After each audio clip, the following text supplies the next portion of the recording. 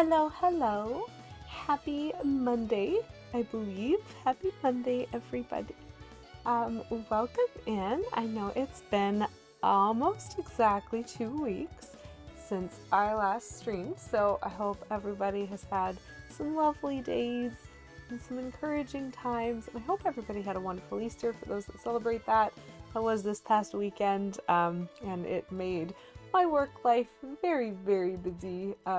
There are many holidays throughout the year, but Easter is definitely, I think, the one that is going to cause the most added work to my schedule. And so I have not been able to stream for a little while, but thankfully that schedule has now returned to normal, and so I'm really excited to be back, and I'm really excited to be back playing a game that I have not played in a couple of weeks, so we're still working our way through Pokemon Brilliant Diamond. I am a long-time Pokemon player, and I played the original Gen 4s, and so when these came out, I was pretty excited for the remastering of those, and so I've been really happy to...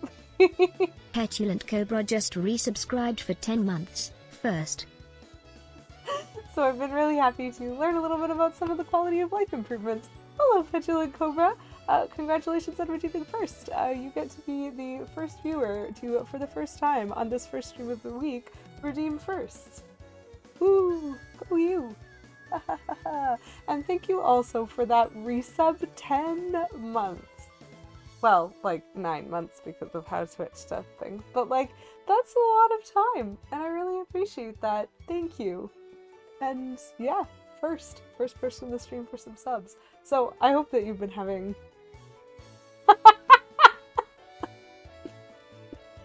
Sorry, that was not a very smooth or graceful laugh, but that's pretty fantastic. Petulant Cobra, thank you for redeeming word of the stream. Our word of the stream, this stream, is gonna be second. I like the sound of that mood today. It's made me giggle a couple of times, so happy to have you here. Fiend Swag. Or maybe Fiend Cool. I actually do not know which one you posted there, but that's fine. Yeah, so, we looking... Oops. We looking like Superfly. Whoa! Beavis coming in hot. Just for contrariness, I think, at this point.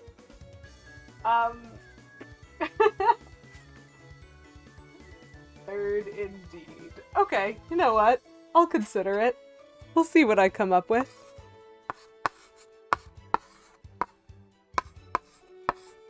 Took me a while to find my chalk, but there we go. We have a second for this word of the stream, which is, you know what, Petulant Cobra, one of the things that I kind of enjoy about that redemption is how hard that's going to be to explain when people drop in.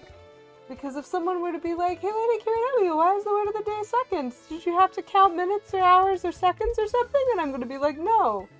No. It's because Petulant Cobra's in a mood today. This outfit? Yeah, same. 12 out of 10 would wear. I have, like, no regrets on this. I think it's extra funny because the first time my mom saw this, she was like, purple leggings. Yeah. Okay, you would pick that. And I'm like, I know, right? I would. Why is this not real? It's, like, rude that it isn't real. Anyway, we're looking fly. We've been playing this for a while, and we very wonderfully have, if I can remember what buttons do, haha, we have literally all of the gym badges, because we're the best. You've been told you look good in purple leggings. I believe you. And whoever that person was, I believe they were telling you the firm truth. I am not sure if I look good in purple leggings, because I've never owned them. We're supposed to be in office today. We're there for about 40 minutes. Oh no! Oh. I am sorry to hear that your daughter is running a fever, Beavis. I hope that it is nothing too serious. That's kind of that's a tough one. I hope she's not feeling too awful.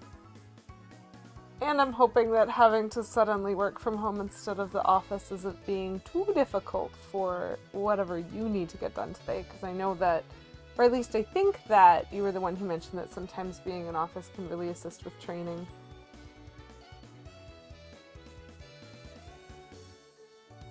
Is it snowing near you guys currently? That is a guess.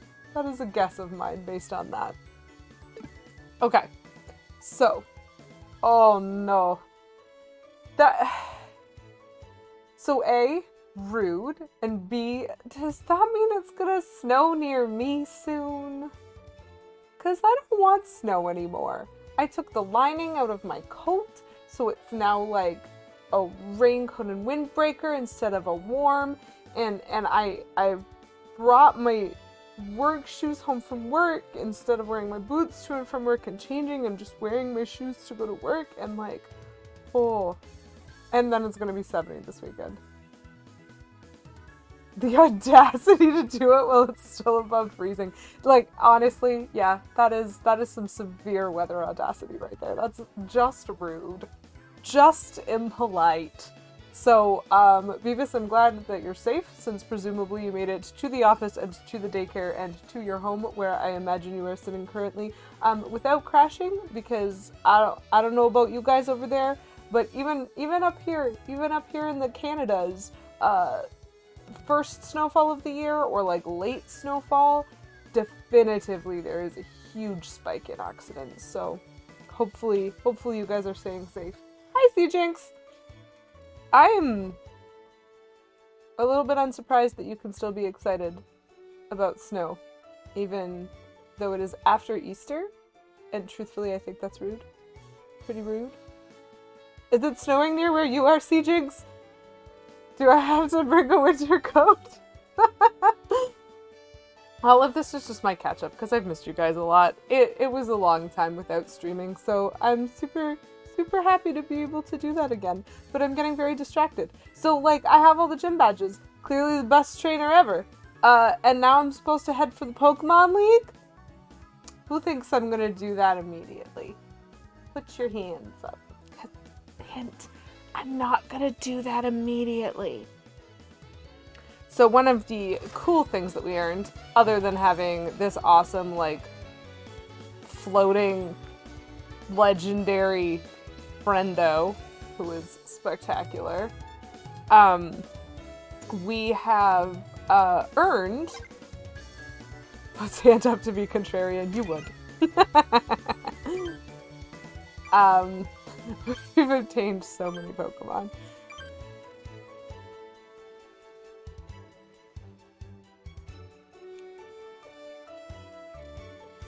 What is this? Oh, my stars. Hello. What? There's so much contrariness. So, this is what I intended to show y'all before I got super distracted by the screen just telling me to touch. And I was like, who am I to say no to that? We have earned ourselves Waterfall, and we have the gym badge to use it. And so I intend to, because I'm pretty sure there are a couple of places with waterfalls around here. So we're going to get a little distracted on our way. Just a little. Actually, real question about that touch screen. So I'm gonna go back to it. Does it, like, wipe itself every time I go away? No, it doesn't. How do I wipe it? How do I wipe this? Is it just here like this forever? Because I don't have enough space for this. I'm trying to write the word second, and I'm gonna have to put the D down. Well, I'm gonna have to put it down there for now. This is not legible, because if I can clear this, I don't know how. Oh, like if I took my DS, like from the original, if I took my DS and just shook it, if that were to clear it, but like, am I supposed to pick my Switch up and just shake this jazz? How do I do that? Okay, hold on, let me take this corner. 1, 2, 3. The pixels cycle. The pixel cycle, that's how you clear it. You have to perfectly draw the same thing over top of whatever you just drew. So I will be honest, that is not happening. But it's really cool to know that it has a cycle.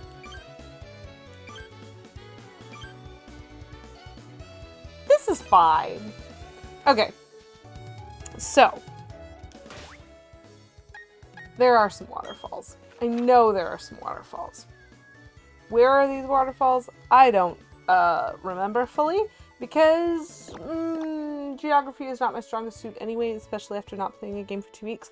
I know there is a waterfall in Mount Coronet as we're heading towards the top because there was the one room that I could do like all the way around it with the rock climb, but I couldn't do the waterfall bit in the middle. There is also on that route, like the snow part of the route, I think there's some places where we can rock climb to get additional combat encounters.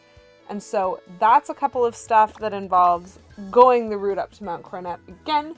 So I'm probably going to do that last. I remember there being waterfalls in a couple of other places. I think here, like this visual part of the map, I think I recall being 2 waterfalls. And there's also a waterfall when you come out of... There's like a cave that when you come out the other side, you're like up. Which cave is that?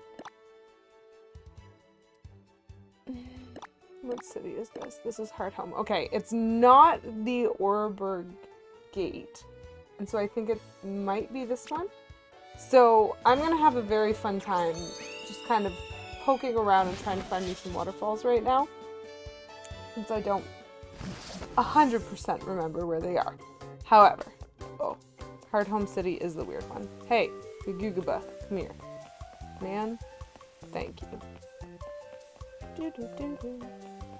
Oh my gosh, she's like as fast as I am. That is intimidating. That is so intimidating. Okay. Okay, you know what? Good guess.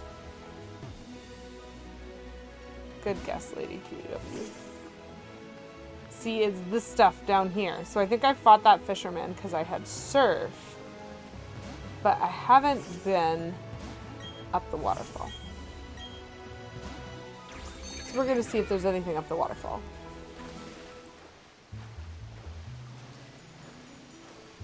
Hello. I would very much like to use waterfall. Is it the same wild Bibarel that I'm surfing on? Or is it a different wild Bibarel? That is a very important question. Okay, so I see the item up there. Am I sure there isn't like a second item over here? I don't think so. It's just always the same one. Every time you rock smash or surf or like rock climb or anything, it's always just the same Bibarel who's following you around. Just like, this person seems nice. Let me go help them. That would be very cute. I would support that. That's a headcanon that I could get behind. Cool, so I found an item. Oh! Of course his name was Kevin. I'm not surprised. Okay, but Petulant Cobra, do you know what are the things that I did with a D&D group like a long time ago? Because I was DMing at the time, and one of the players, his character found a bag of tricks. I think a rust bag of tricks. And so that's the one where you get 3 fuzzy objects inside the bag, and you can just pull one out and throw it. And if you do that, if you pull an object out of the bag and throw it, you have to roll a d6 or a d8, I don't remember anymore, to determine what animal it turns into. And the player was playing a half-orc paladin, I think, and intelligence was like definitively not their highest stat. Oh, this is a Psyduck. Hello, Psyduck. Goodbye, Psyduck. probably. And he pulled out, like, immediately, before he even finished explaining what it was, I was like, there's 3 fuzzy objects when you reach in. And so the bag, blah, blah, blah. He was like, no, I just pull one out and throw it. And I was like, cool, please roll a die. And it was a goat. And he was just like, a goat! This is my new best friend! I love this goat! And, like, was just so excited about the goat. And named it Goat. And then that evening went to sleep. And the bag, like, resets, the fuzzy object, like, the animal disappears and the fuzzy object returns to the bag. And so when he woke up the next morning, Goat was missing. And he got really, really mad and eventually was like, I reach into my bag, how many objects are there? And I was like, 3. And he was like, I pull it out and throw it! And I made him roll again and it turned into a boar. And he was like, Goat! My goat! And then the player asked me, hey, is it the same one? And so every single time he pulled an object, I had to roll to determine whether or not it was the original goat or whether it was a different animal. But he was still calling goat throughout the whole thing. But twice he pulled the actual goat that then turned into something else and was very confused. It was pretty fun. It's a very fun attitude to kind of take. Just to be able to kind of, like, add flavor to some of the stuff, I guess. The second time the actual goat appeared, it was a brown bear. And was thoroughly, I think, confounded by that experience. Okay, so I know that there's waterfalls here, and I know that there's waterfalls somewhere going up the mountain. So we're gonna start here, I guess. Why not? We'll go backwards. We've done that before. 1 waterfall for 1 item thus far. I think this was like a double waterfall, and so I wonder if we're gonna get 2 items. Wow, yeah. I can definitely see.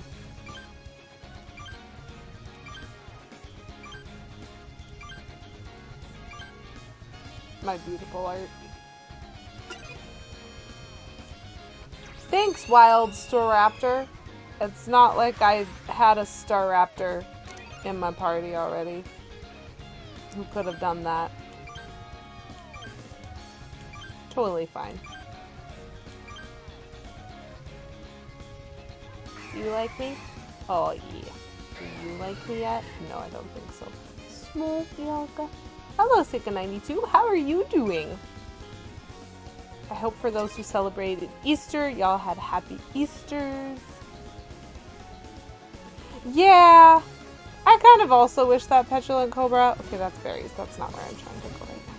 I'm trying to go somewhere. Where am I trying to go to get there? I think I'm probably going to have to deal with the other waterfall. Okay. Oh my goodness, there's like 3 waterfalls here. My gosh.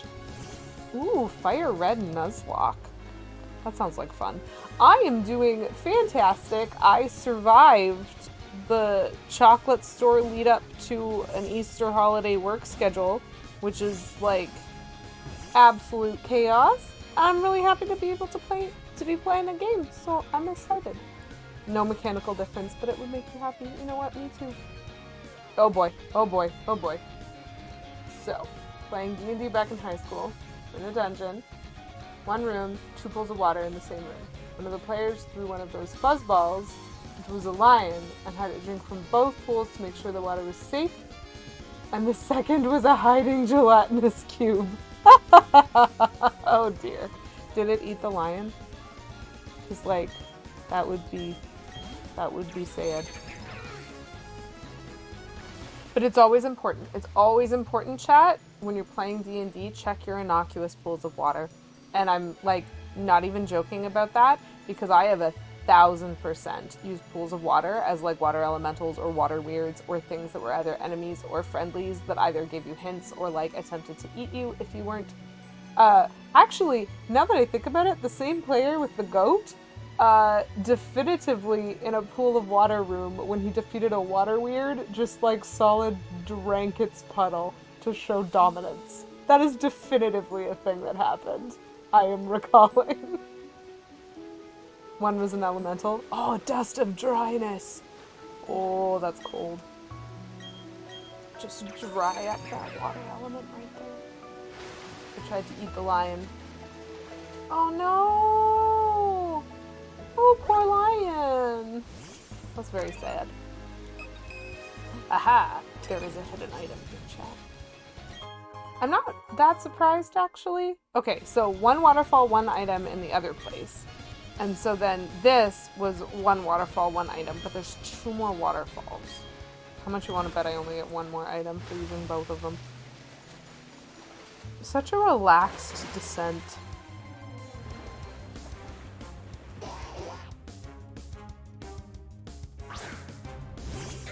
Okay, never mind. Good use of Dust of Dryness, that's terrifying. That sounds like a great way to, like, kill an entire party as a DM in 3rd edition. Which I have never played, so I did not know that. Okay. Nope. Something else is gonna attack me. Hello, Psyduck. Didn't I just beat you up? Oh, man, the scenery is so pretty. The little river with the mountain behind it and the trees. This is just gorgeous. 12 out of 10 would do a puzzle of this scene. It actually reminds me a little bit of the Pokemon Snap. Like background settings. There's some very, very pretty stuff there. Yes, I would like to use Waterfall.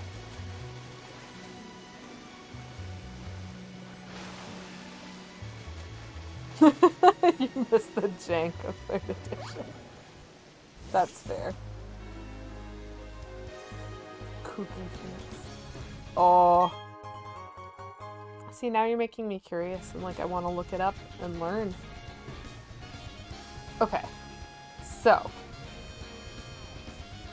Those are some more waterfalls. I don't think there are any other waterfalls other than the cave. I wonder if... I think I have to like rock climb all the way from the bottom to get to it though. So we're gonna fly to Orbird and we're gonna...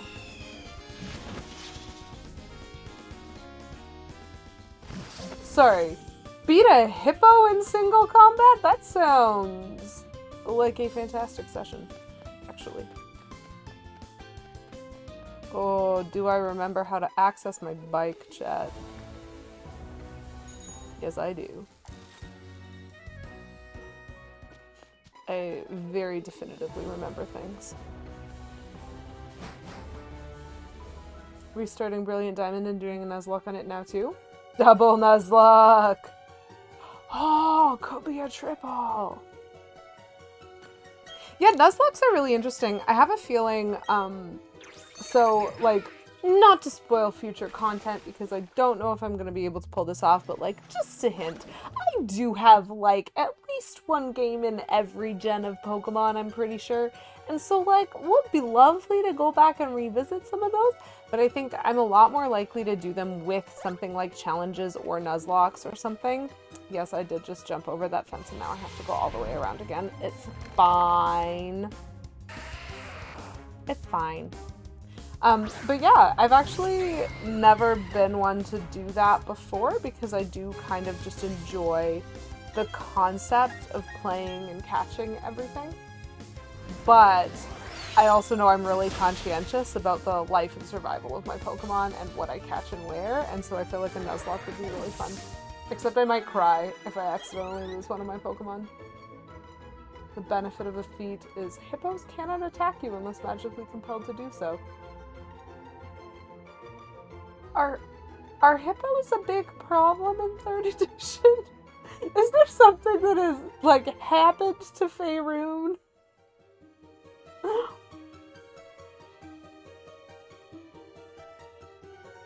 Wow! Okay, 24 AC certainly feels like something worth trying out at least. That's amazing. Mono rock type run of heart gold. So you can only use rock type. And like, when you say failed, do you mean... Oh, grant me patience. This ledge is gonna be like the de facto final boss of this run. Oh, ridiculous. So when you say you failed the challenge, do you mean, like, are there alternate rules? Like, if your Pokemon get knocked out, you can't resuscitate them again, or you can't recatch or anything, or was it just... Oh, okay, it was just about beating Claire and... Okay, so the thing is, I'm using the D-pad so that I'm doing the, like, grid motion, and she's just leaping over the fence when I'm doing a very subtle tap. This is... I hope everyone enjoys watching me run rings, because I'm not sure how to defeat this fence. Character that was able to take down an ancient dragon in one round. Yep. Yep. Yep. I have seen and or heard of builds like that. I honestly, like, there's just some really cool stuff you can do with character builds, and they're always fun. Running laps around a cave is a hardcore workout. Yeah, it is. Yeah, it is. This is how you get strong for training for Victory Road. Gotta get your steps. Do you know what I realized?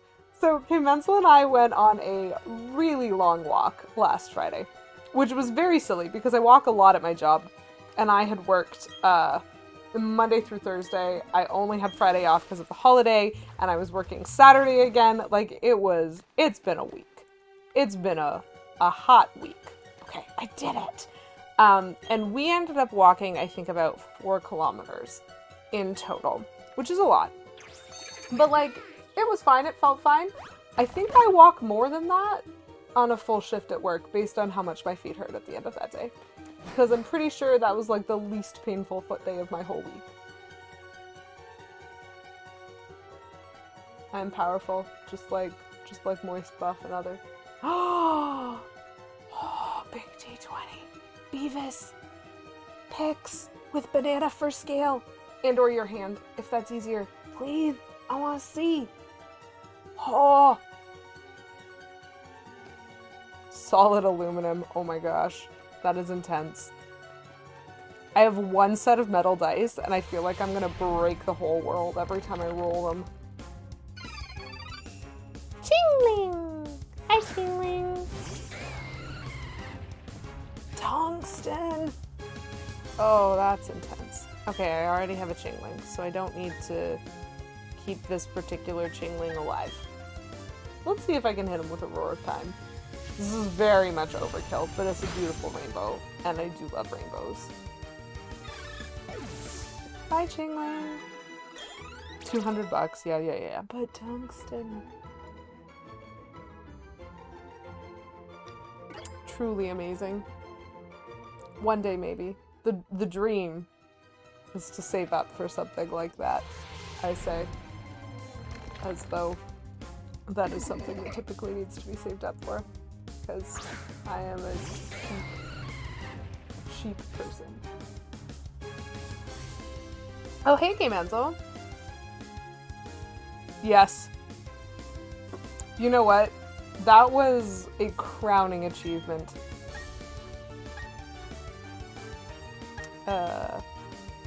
Okay. I will Dragon Claw this Metacham. Down it goes.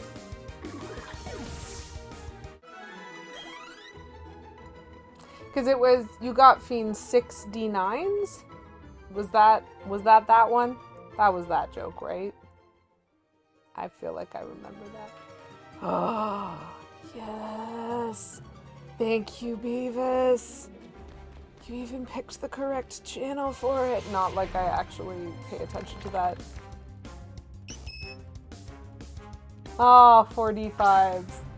The 45's best on Twitch. It's a shame that one kind of got obsolete because now there's so many more emotes. But like the 6D9s is always going to be iconic. Clefairy.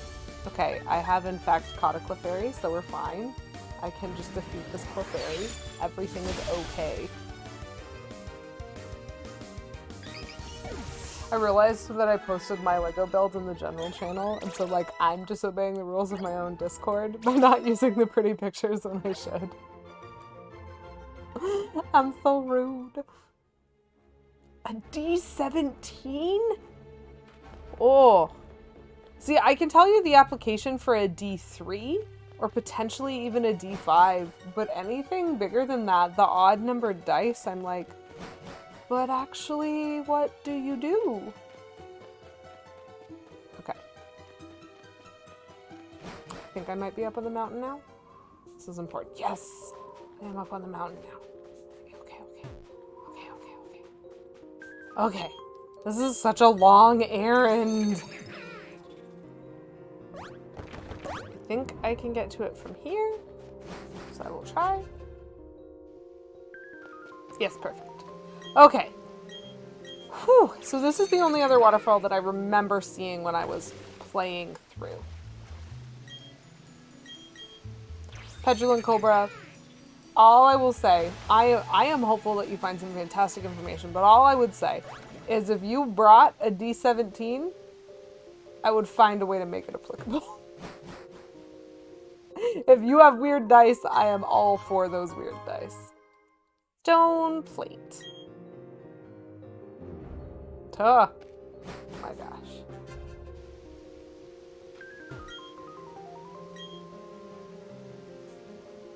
Huh. I wonder how many sides there are to the die and categories. Which, it occurs to me, is a many-sided die that has like an odd number of items on it. I wonder if it's just a D20 or if there's like fewer or more. Because I know they don't use every letter in the alphabet. Because they're cowards. Okay, big stretch there, honey. Fantastic. But now, we need to get out our thinking caps again. We're gonna go to Snow Point City. I would like to slide a bit there. Yes, please. Thank you. Categories is a D20. Okay. That kind of makes sense because, like, it would be pretty easy to pick the 6 letters that are least common for, like, heading words in the English language. Q, X, Y, Z. Yeah, that makes sense. But not V.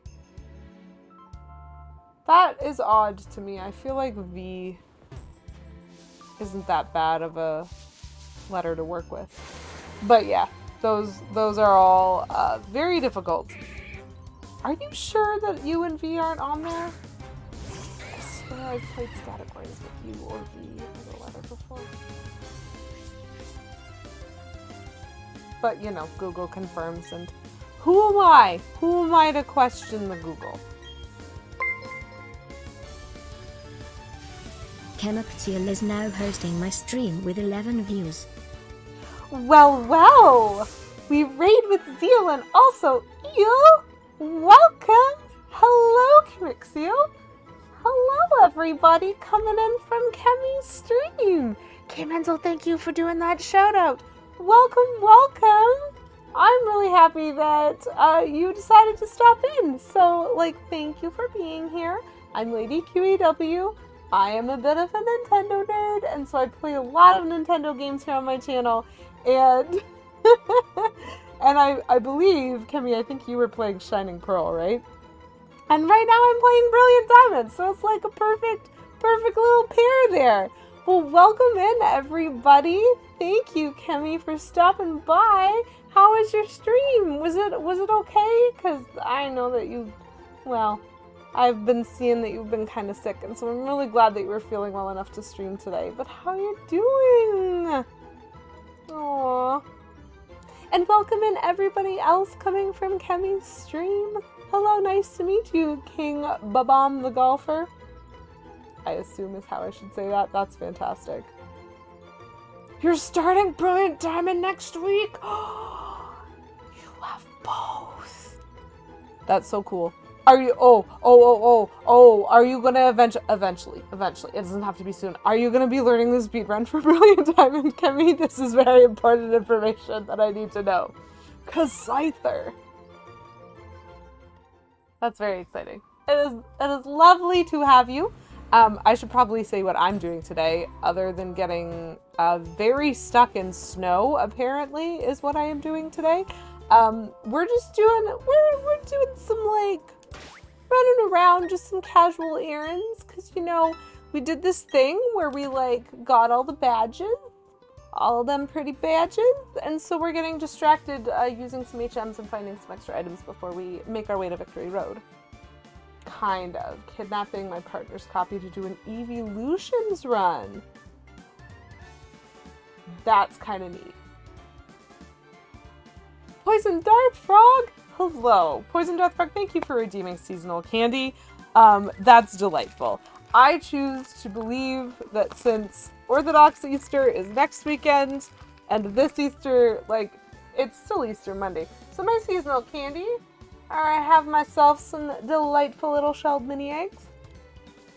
Delicious. And so thank you very much for that redemption. I appreciate it. Eventually learning the speedrun, which is awesome because it's so different. Yes. Hello, Glass and Whimsy. Nice to see you again. I think that those speedruns... Hello, Blue's Eye 92. I forget. Hello, Blue. I forget how to things.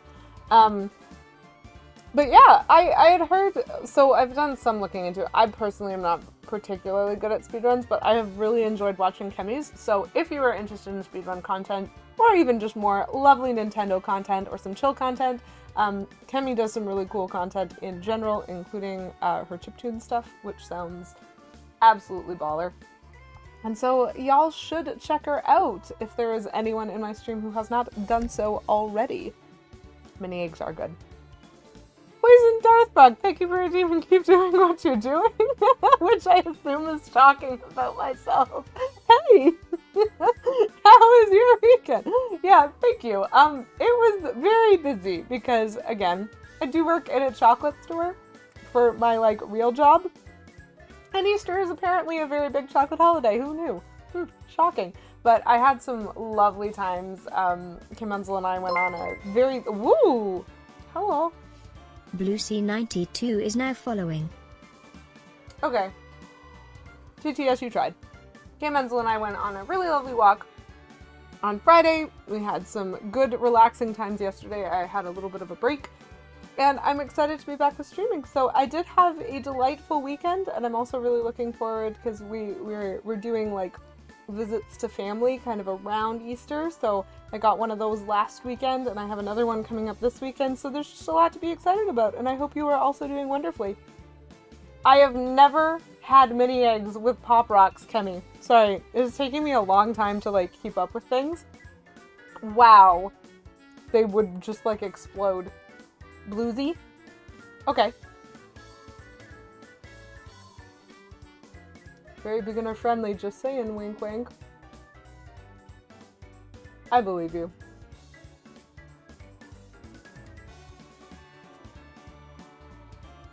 I believe you, I'm still not sure. I keep saying this every time. Like, I just need to do more research to figure out if there's something that I like want to try to involve myself more in. Oh, it's been a very busy month. So I may eventually actually get around to some of that research. Okay. Yes. So welcome in everybody. And again, thank you, Kemi, for choosing to drop your community off here with me, because that's really lovely. And I hope y'all enjoy yourselves a little bit. Bye, CJ. Thanks for being here. See you later. Okay, this is Blizzard City at this point. Snover. He's not Snover it. That had no context, and so it's not a real pun, but one of these days I really need to make that as an actual pun. Level 35 though. Guys, he's level 35 and I don't have one. I'm only effective or super effective against him. Okay. Do I have someone who's not very effective? Sweet. I do. I have a couple people who are not very effective.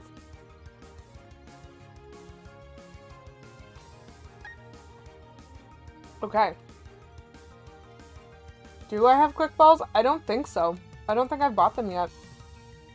Which is a mistake, because I absolutely should be trying to catch the late guardians, and I think quick balls are best for Mesprit. But I don't think I have any of those. Let me just do a real quick double check to make sure I haven't earned one by accident. I mean, I have a Master Ball. Wastes it on a Snover. Yes. They do look heckin' cool. You were not wrong. But I think I'm gonna have to wear this one down the old-fashioned way. So the question is how to do that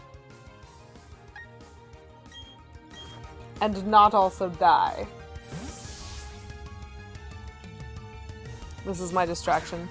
I should be buying quick balls. Heaven knows I have the money for it. But I keep just like not doing things that I know I should do. Okay.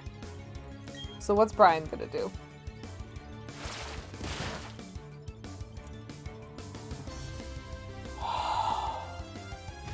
We got him in red. And then, like, he fixed himself a little bit. So I probably only have a couple of turns of attempts.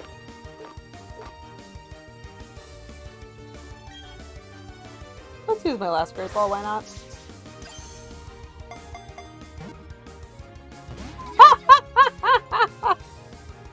Poison Dart Frog, I really hope I catch him. Because that is such a good suggestion. Yes, yes, yes. Snover's health is getting better. Fine. We're gonna try an Ultra Ball, because I have a lot of those. I really, really, really want to catch the Snover because I want to name it Snoverkill. Otherwise I'll have to just look around and find a different Snover. Okay. We got it. We got it. So, Poison Deathrock, thank you for redeeming Who's That new Pokemon? Which I assume you mean for me to use the Snover to do that? Just call anything that, it would be funnier. I just catch like Uxie and name it Snoverkill.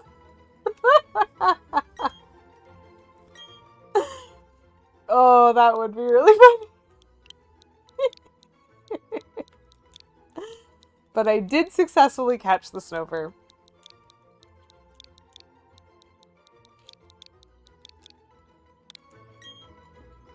So we've got ourselves a Snoverkill. Woo! That was a great suggestion.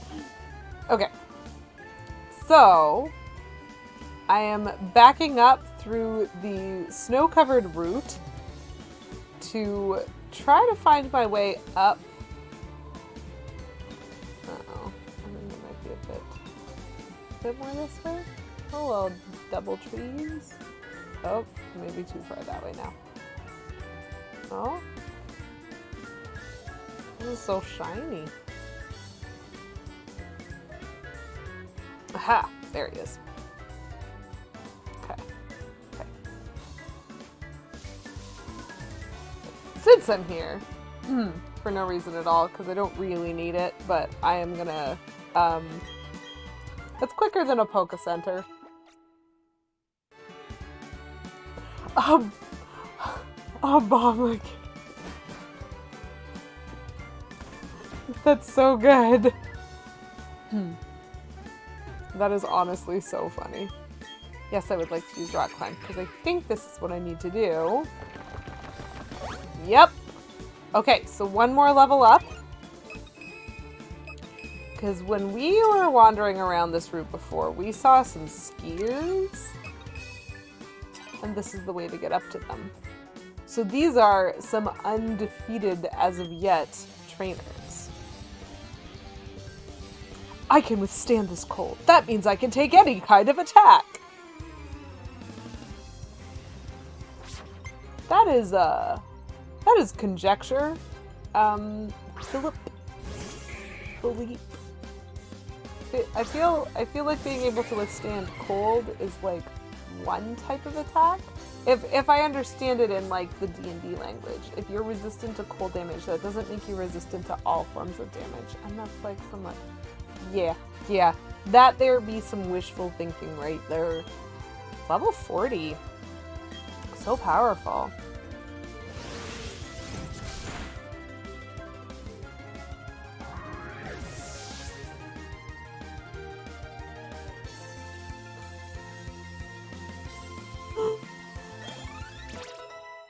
Oh, level 59!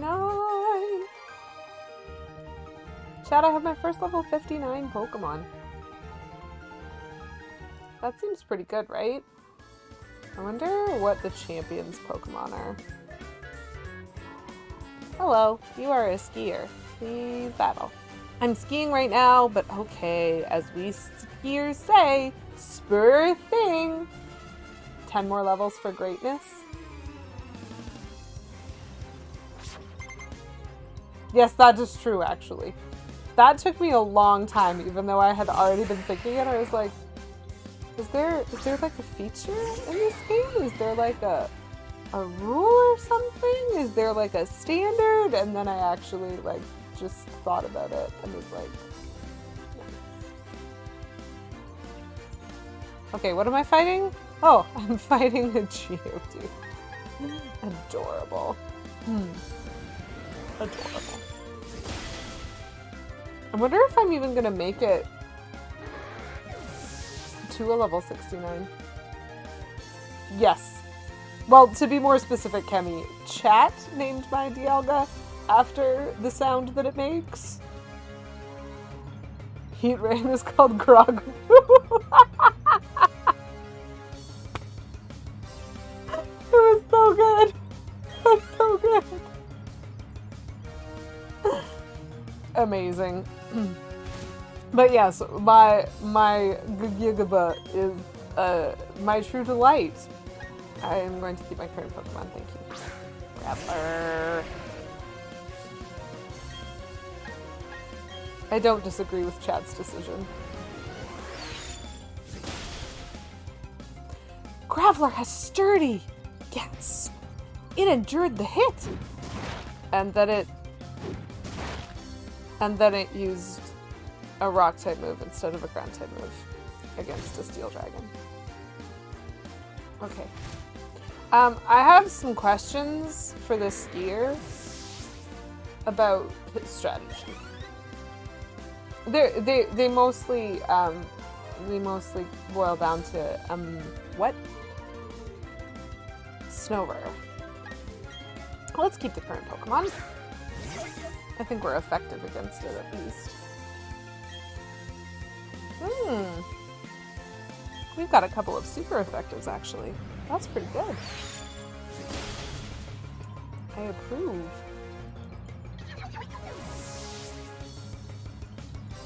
Kemi, I see that you have noticed! I do have a set of the original Gen 1 starters in glasses. I have... It is the 4-tumbler set from EV from many years ago. It's got Bulbasaur, Squirtle, Charmander, and Pikachu. And so obviously, for the most part, I drink water out of my Squirtle cup. I always feel bad when I pour water into the Charmander cup. You're right, Poison Darth Frog. That is how Pokemon get their names, from the sounds that they make. That is true.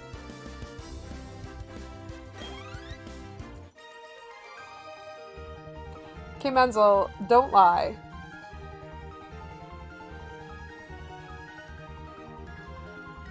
Specifically, K. Menzel is the only person permitted to drink from my Pokemon cups.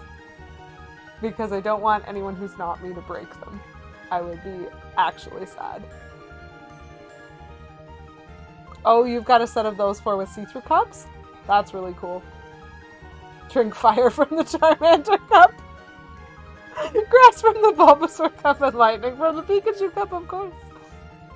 Yes, I do always get you drinks in other non-Pokemon cups because these Pokemon cups you have to be very careful washing, and so I tend to prefer drinking drinks that aren't milk in them. Blink, blink, blink, blink. But if you remember, I have actually allowed you to drink out of these glasses before. Hot sauce, kale smoothie, and energy drink. Oh, that's amazing. You washed like a monster. Oh man, all the untruths are happening. That's pretty fantastic, actually, if I drank most of those things. But can you imagine, specifically K-Menzel, who has seen me eat, can you imagine me putting hot sauce in the Charmander cup and what that would do to me? What's fun about winter? Number 1, skiing. Number 2, Pokemon. Do you know what's not fun about winter? Number 1, extreme snowstorms. Sorry for those people who are still experiencing winter right now. I think Caitlin is not acknowledging your struggle in her wish for skiing. A relatively hypothetical combination in your experience. Yeah, okay. Me plus hot sauce.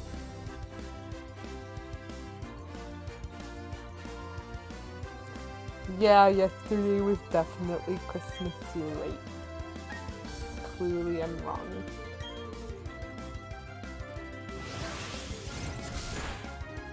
It is sad that there's still snow happening, like significant snow still happening.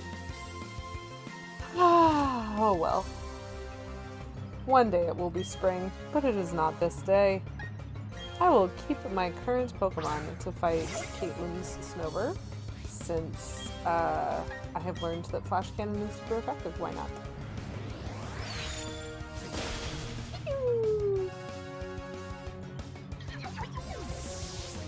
Whatever you do, Beavis, don't you dare put that in pretty picture. I'm kidding, it's probably beautiful.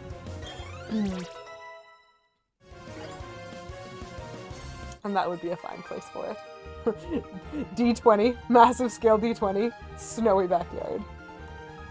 Nibble. Well, you know what, Caitlin? You shouldn't disrespect people who are trying to have spring now. Item! A mental herb? Here's a picture of my yard. Blank white screen. Yep. Sounds about right. This is where I would put a picture of my yard. If I had one! I don't have a yard. Which, like, to be fair, makes it really easy when I have to shovel the driveway. I don't, because I don't have a driveway. It's great.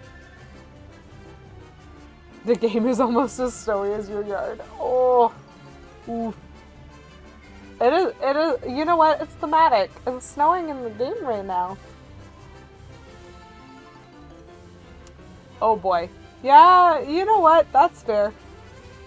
I mean, I hope that they can come and look at it another time. Like, I hope that rescheduling is easy on you, Beavis, but, like, feels a bit like you're right, and maybe today as a day it's just not gonna work. How do you expect to battle in this heavy snow? I don't know, Andrea. But, like, I just kind of was there. I feel like you're the one who attacked me. But, like, probably really well.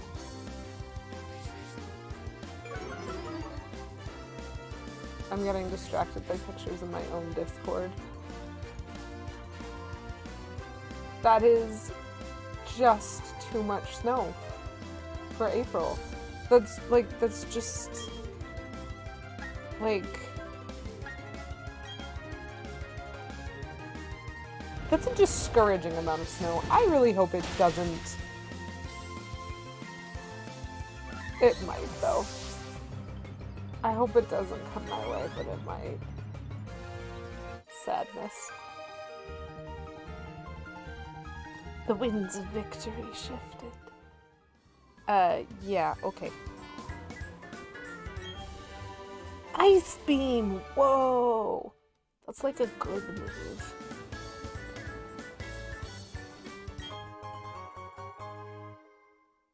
I used to teach, I think it was when I was playing Pokemon Gold, I used to teach... No, because that was for Alligator, and I don't actually know if they can learn Ice Beam. I used to teach one of my water starters Ice Beam when I got it, because it was really helpful at fighting one of the Elite Four. But boy howdy do I not... You think so? Okay, then I might be right. Boy howdy do I not remember some of my early strats. Okay. So this is pretty cool. We have explored some waterfalls, which is a lot of fun. But I'm pretty sure there's at least one more waterfall in the game. So I'm gonna see if I can find it. Ice Beam is how you beat Cynthia? Oh. So I might actually want it, huh?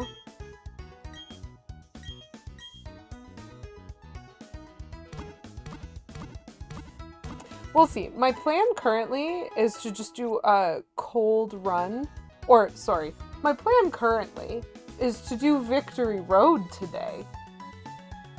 And then potentially to do like just a cold go at the Elite Four with the Pokemon that I think I need to use.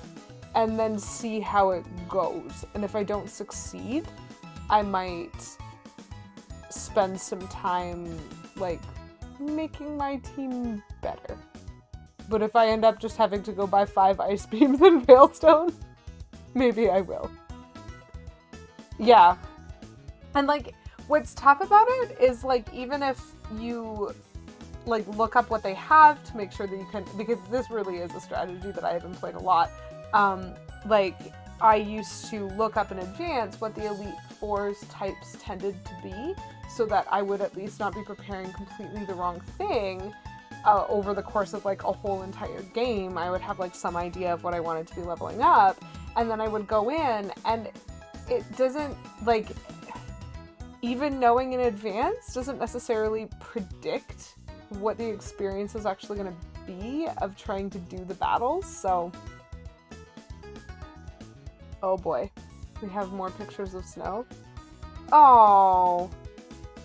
So, like, first of all, you have a pretty front yard view over there, Petulant Cobra, but like, these would have been beautiful pictures to have out like 2 months ago. Why? Why in April? Why? That's just so cold.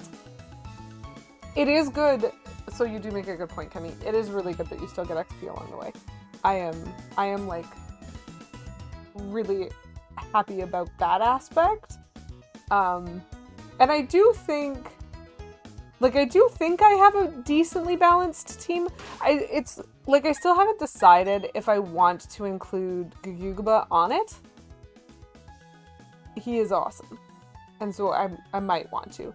But like I've got Rock Ground, I've got like Steel Water, but I don't have any Steel moves on this Pokemon. It's Water and Flying, like a backup with Peck. I've got Grass Poison, I have Fire, I have Electric and Dark because he has Bite and Crunch, and then I have trained up a Psychic type and a Flying type that's like a little bit lower level. And so like I think that's pretty balanced, and I just need to decide which ones I'm gonna kind of try to do it with. Spend a bunch of money first and see how far you get. That is a good idea. That is some good advice. I will just go buy like 1 billion quick balls and like other useful things.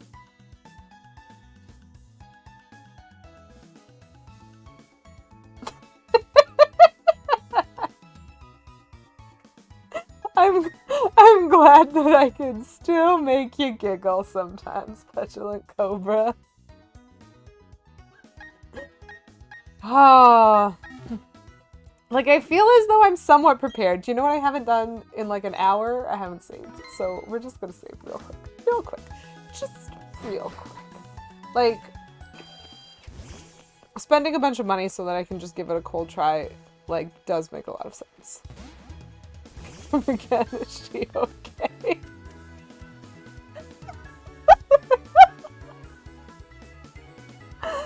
Am I ever?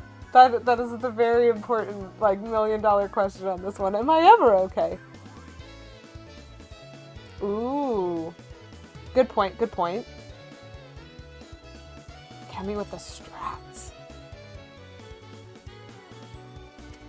Oh, my strat has always typically been, like, try to have a balanced team and try to out-level everything, but that is really difficult in this game because they have quite high levels on some of the stuff, so I need to get a little bit luckier than that, I think.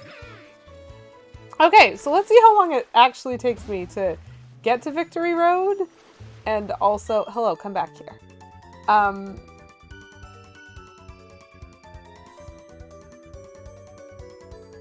I'm having hard deja vu right now. I remember this swimmer. Because I swear that I've said this before. When she says, I'm determined to go to the Pokemon League no matter how hard it is, I swear every time I go, oh, okay, honey, maybe try swimming north. Because you're going east-west, and it's not how you get there.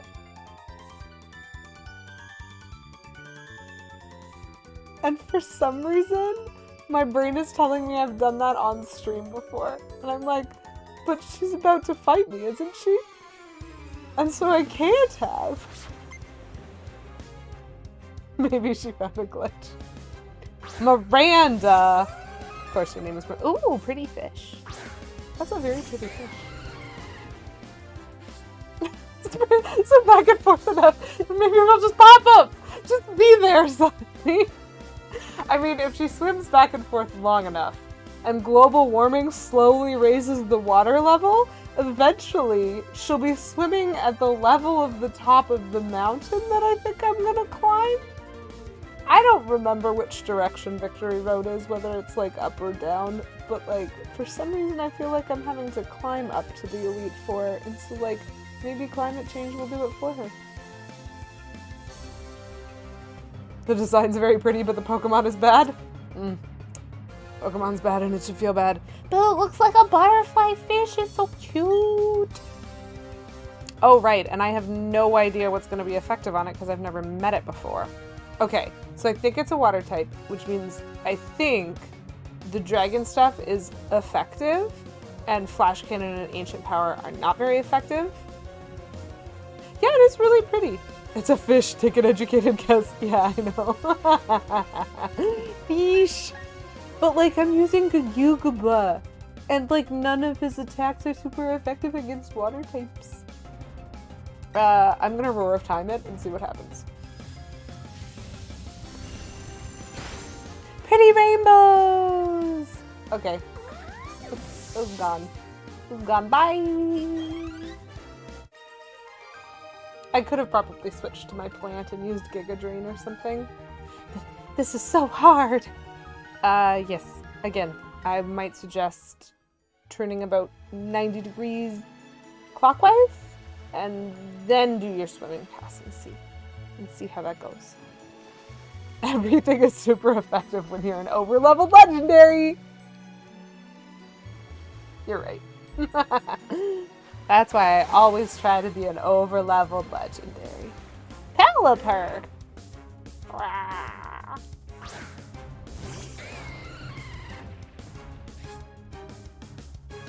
Delightful. Drizzle! It is now raining.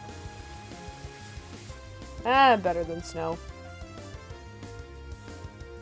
Oh yeah. It's a flying type, I guess. Let's see if Ancient Power takes it out.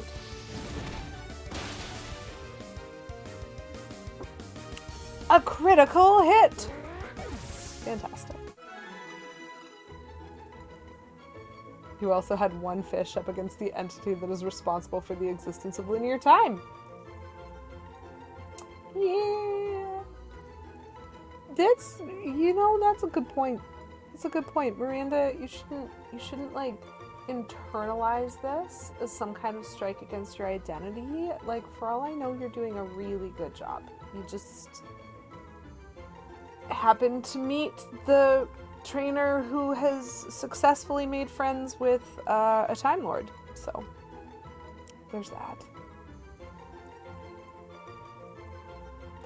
That is also a good point. I have been having like just fits this whole game whenever you meet a trainer who's like, and I'll be the one to defeat you, and then they have 2 Pokemon and they're both the same and they're like level 22 and you're like,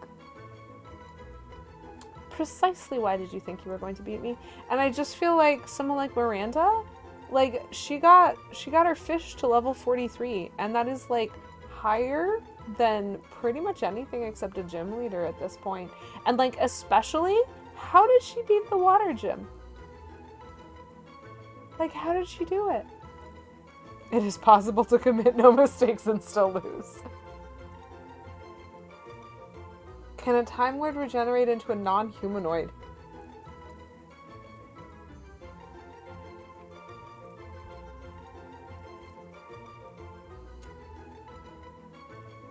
Settle down, Beavis. I am going to defer to, if K. Menzel is still able to weigh in on this conversation at all, to the expert on Hoovian lore of the two of us. Yeah, of the two of us, he's the expert. But I would actually suggest, because of their biological differences, that it probably is kind of similar to, like, regeneration probably acts similar to, what is it? There is a D&D spell that does this. That it's instead of like an illusion, you actually like reshape yourself, but you have to do it into something that has the same number of limbs and the same rough size as you. Like, there are still laws of conservation of matter, and so but like, I'm super curious because I just don't think that there's been official lore weigh-in on the subject. Obviously, the trainers would be too strong if they all had a full team of 6. Yeah, okay. You know what? Those are some real good questions right there. Like, do they only have 1 or 2 to their name, or are the rest fated? Because, like, we're probably not the first people and or Pokemon that they have fought along the way. Because, like, if they're sitting in a cave, they could be getting attacked at any time. And do they, like, know where Poke Centers are? And I think that's like, especially interesting when you take into account the NPCs that we've hung out with, who are just happy to drop elixirs and revives and potions on our team for taking very little damage and using, like, a single move. And you're like, is everyone just really wealthy? Am I poor in the economy of this game? Are all of these people wandering around caves just like popping potions? Or did I just defeat the only 2 Pokemon that this person has, and now somehow they have to leave the cave without getting attacked by wild Pokemon? Like, am I the bad guy here? Am I the bad guy here?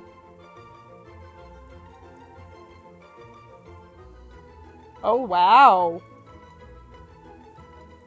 K. Menzel's actually got, like, a vague answer to that. That's impressive. Kemi, thank you very much for redeeming Hydrate and Dehydrate. Hydrate for 69 channel points. Nice. So I will do them in the listed order. Our Dehydrate mechanism today is still some cheddar veritable, real cheddar cheese Ritz crackers, which I've had before. It's probably my most boring of the dehydrates, but it is still really tasty and I recommend it. Poison Darth Frog, good point. So they really do only have the 2 Pokemon in their party, but if they have a Poketch like me, do they have access to their boxes? And do they have more Pokemon there that aren't in their party? But you do make a good point. Humanoid, but with gills, presumably.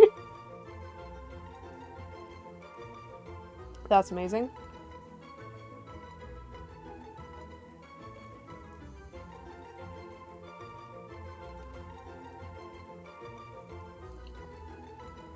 I do love those moments, Beavis. I do love those moments. I don't think that's been, like, genuinely true kind of throughout the lore of the Doctor, but it's definitely very modern. Like, it's the modern take on it that you have kind of some control. Okay, so that was the dehydrate. I had myself some salt. And now I'm going to hydrate using my beautiful, wonderful Squirtle cup. Squirtle cup for water.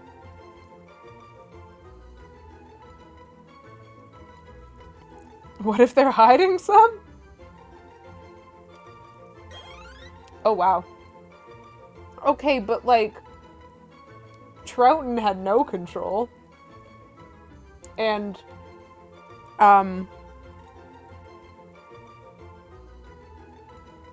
Hartnell didn't even know he was going to regenerate. That's what I meant.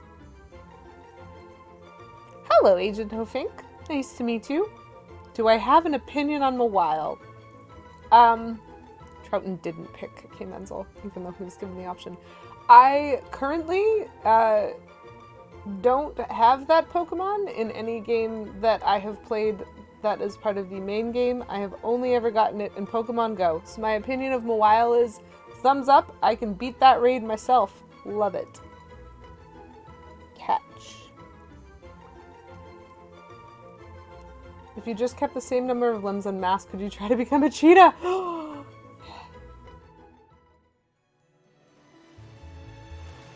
Hello. Excuse me for wearing my bikini. Did somebody say something rude to Aubrey, chat? Because it feels a little bit like someone said something rude to Aubrey at one point. That is a very good question. Did the Master ever regenerate into a non-humanoid? I don't even know how many, like, canon regenerations the Master has had. Though, chat. As I'm just fully distracted by being a rampant Hoovian right now. So K. Menzel and I did finally watch the introduction of the Master for the first time, where he just kind of shows up. And it really is clear that, like, they don't know how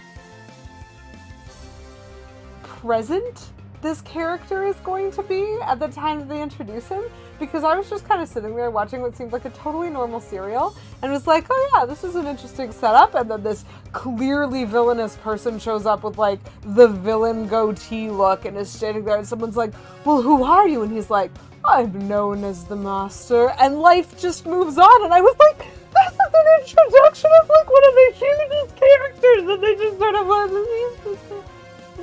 he's here now. And I was like very overwhelmed, because I love the ability to see kind of the original inception points of some of this lore, where I'm just like, oh, that was the first time he was ever on screen. How cool is that? Because I know what happens later, and that's fine. Oh. Wow. Okay, so apparently humanoid is not a requirement. I think I'm going to keep my current Pokemon because I haven't been paying attention, but I seem to be having some success, so that is fine. Oh, we have a fairy. I'm pretty sure. Okay, Menzel, thank you for weighing in on these very important facts.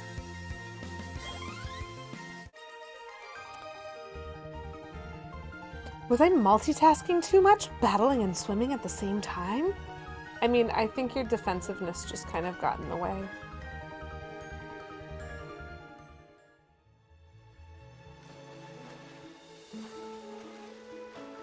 Okay. I like want to keep track of where the edges of this route are. The lore is inconsistent at that. Good point. I think that is the implication of some of the modern lore, but I don't know what, like... Bubble Beam! This Tentacruel is actually getting a hit.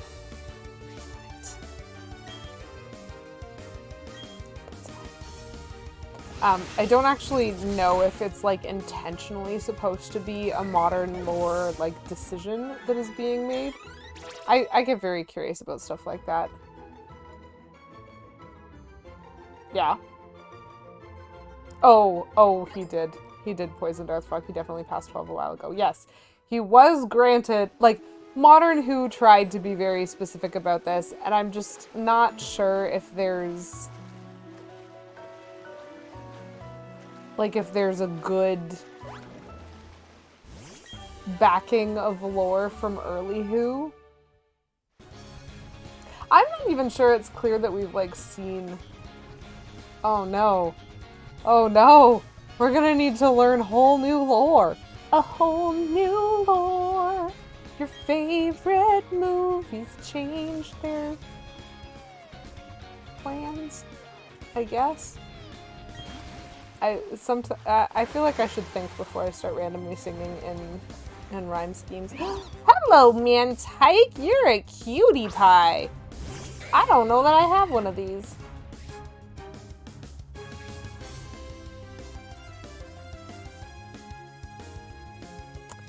I don't have one of these. How do I keep from hurting it too much? I have a not very effective on this one. Let's see. Dang, COVID, so rude. Kemi, that's totally cool. Thank you for the lurk. I hope that you are able to catch up on your work, and I also hope that you continue just feeling better and getting better, and that you get to kind of put that stage of things behind you a little bit, because it sounds a little bit like it was kind of sucky. Thank you, hearts. Hearts, you're wonderful. Oh, heart with a Pokeball in the middle, right there. Have a swell day to you too. Okay, I'm gonna throw an Ultra Ball at this. Can I catch it? Can I catch this little tyke?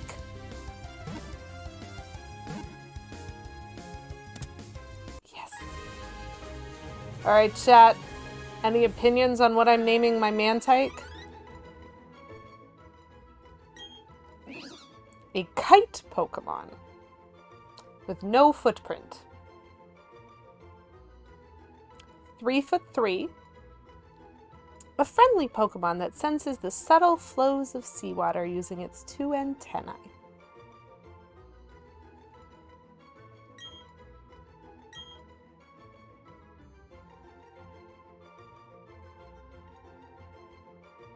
Does Tyke have an opposite?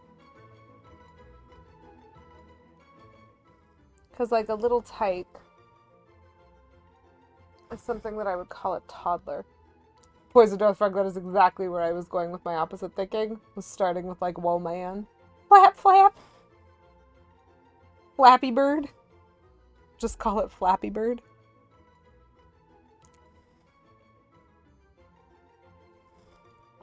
Flappy tyke. Okay. Tyke antonym. I might regret this. Let's see if we can learn.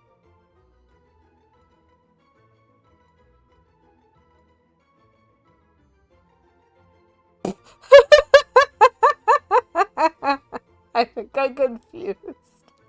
I think I might have confused my browser.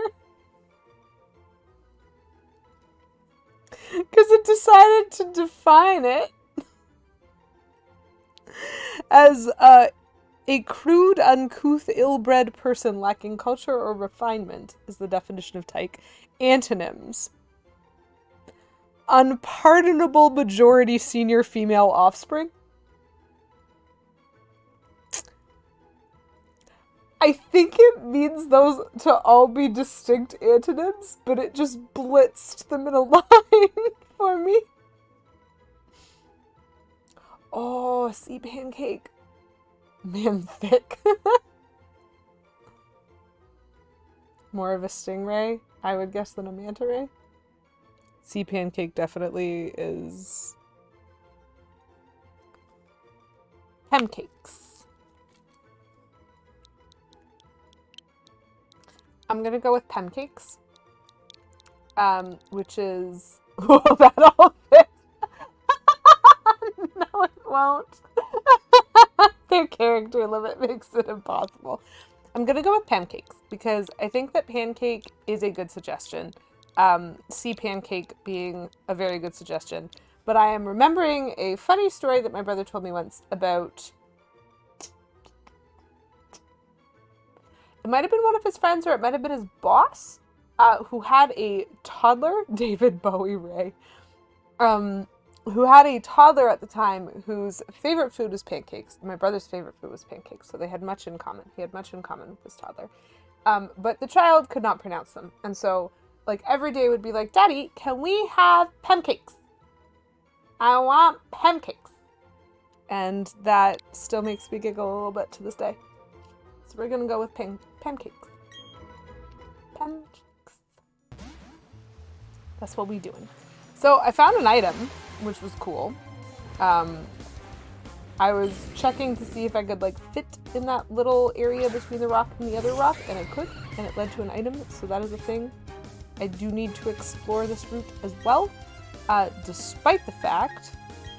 I'm going to try Roaring of Time this tentacle and see if it, like, actually dies. Despite the fact that exploration means more wild Pokemon encounters. So more things to see, more things to beat up. I feel like the water is, like, the most dangerous place for me to have wild Pokemon encounters, because, like, what happens to the Pokemon after I beat it? Does it just, like, sink? Is it just unconscious and there?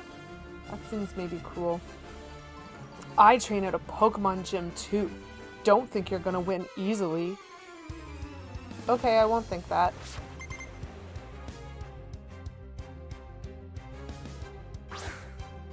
Meantag!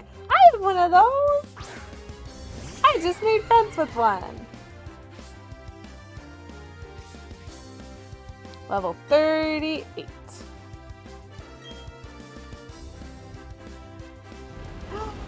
Yes!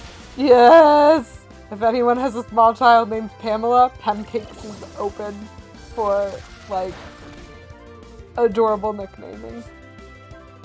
Like, it's like a more specific version of Cupcake. For, like, a little youngin'. Okay. I will Dragon Claw. Sha! Boop.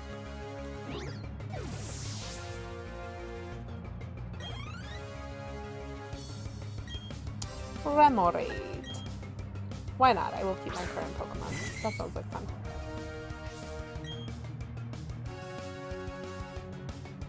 He's got 3 Pokemon. So I'm not going to use Roar of Time, because then I have to rest for a turn. And that's not good strategy.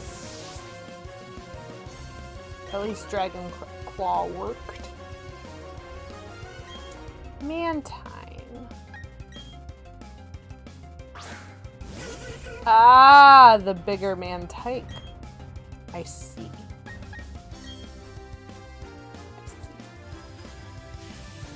Pretty rainbows!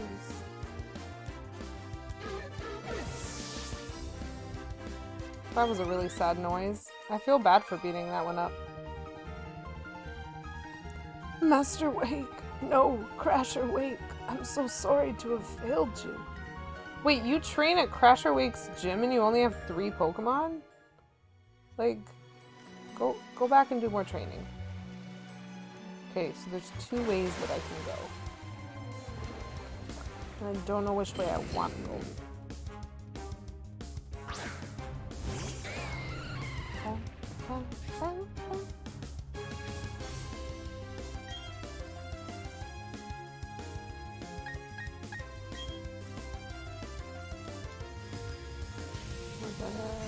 Do that again? More rainbows?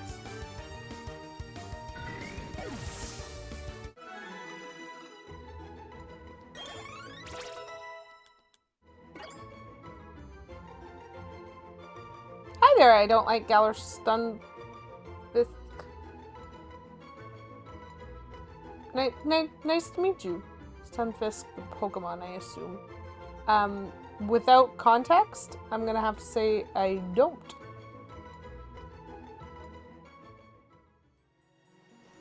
Okay. Ah. This is just a bait. It doesn't even give me an item, how rude. But I see a double battle potential up here. So that's what I'm gonna do.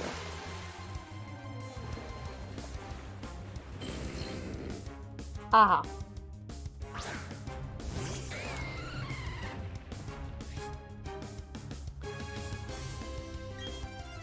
Okay. Did I miss? Oh, no, I see what happened. This is not even a battle yet. This is just a wild Pokemon encounter. I was trying to get the double battle. I missed. Double battle? There we go. It's actually really interesting in this game that like it feels like it rolls for the wild encounter before it like registers the battle view. And so like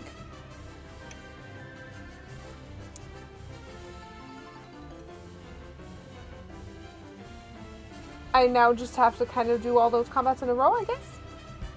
But it's interesting to me that it prioritizes the wild encounter above the battle encounter. I'm not actually sure if it used to do that in Gen 4, mostly because I haven't looked it up. But now, it is time. It is time for the double battle, I assume. My dream is to swim in the sea in every region under the sun! That's actually a really cool dream. Good job.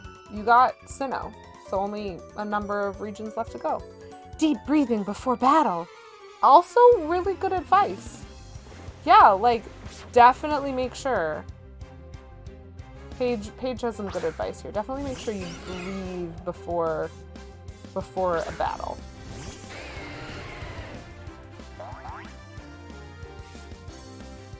Right.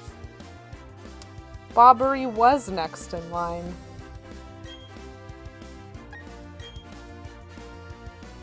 That's maybe not great.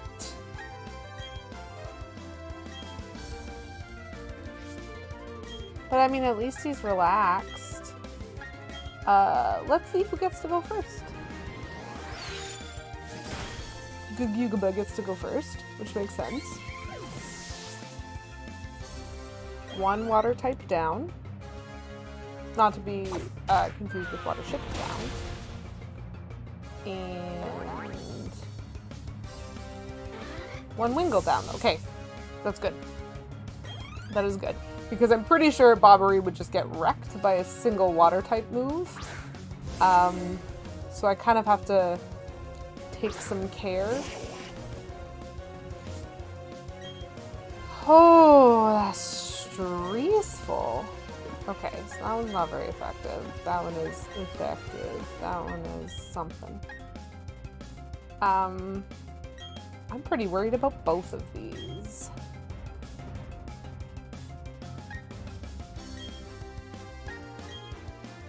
Let's try this. Oh, dang it. An Aqua Jet. Whew. But, you know, that kind of went better than expected, actually. Oh, wow. That hit. I've never used Stone Edge in combat before. Mud-Shot. Oh no, super effective. And my accuracy fell, probably. No, my speed fell, probably. Oh, we've got another Wingull. Chat, this is not great. I think I'm going to Dragon Claw the Quagsire again. And I will smack down the Wingull again. And assuming, you know, that there's survival in that context, there should only be one more Pokemon.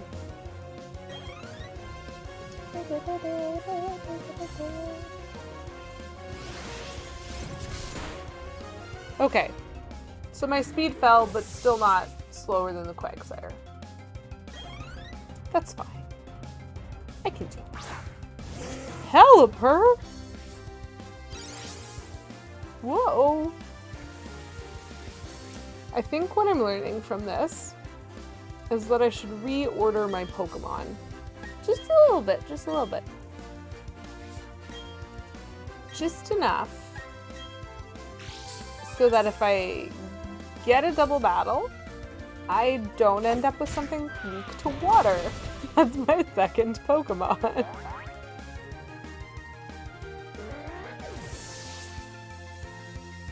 So we did it, we survived, and that's really good, but I think I might put allergies in that place. Boo! I'm not done with my dream! Inhale, exhale. Paige still with the great advice right there. Yeah, make sure to inhale and exhale when you breathe. Okay. We're gonna do a little switcheroo there. And a quick save. Just a quick little save. Just a quick little save, you know. Hello.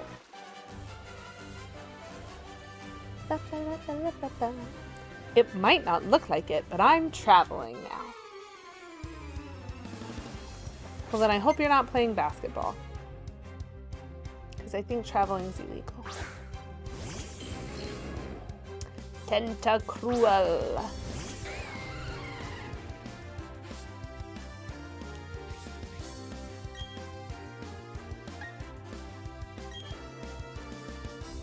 Let's go with the Dragon Claw, see what it do.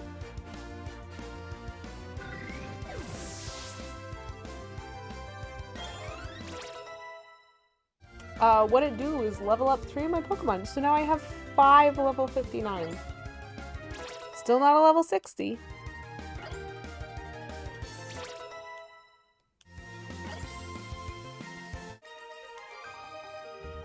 That's nice. I'm getting there.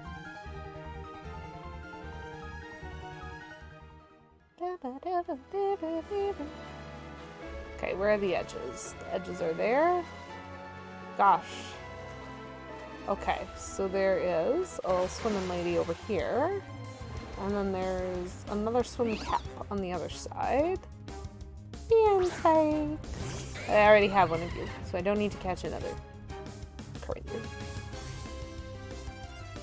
Boo, I'm not done with my dream. I feel that every morning. Cry. You know what? Me too. I'm trying to remember which morning it was, but there was definitely one morning that I woke up and I just like lay face down on my pillow for like an extra half an hour because I was like, no, I have not resolved the crisis of the story that my dream was telling me. I need to like fix it before I could get up. I don't recommend that for people with responsibilities immediately after their alarm, but for me, it worked out okay.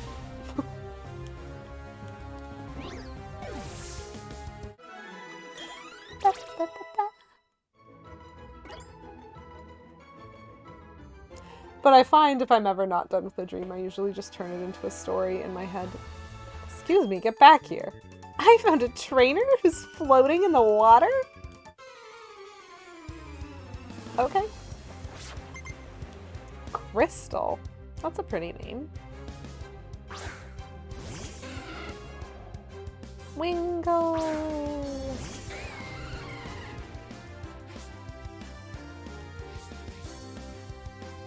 Level 41 Wingull. Wow. That's intense.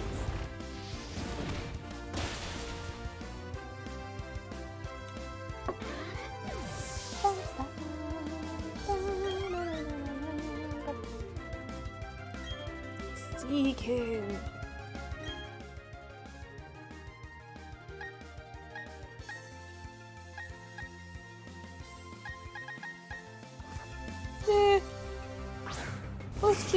Let's just keep the legendary Time Lord out.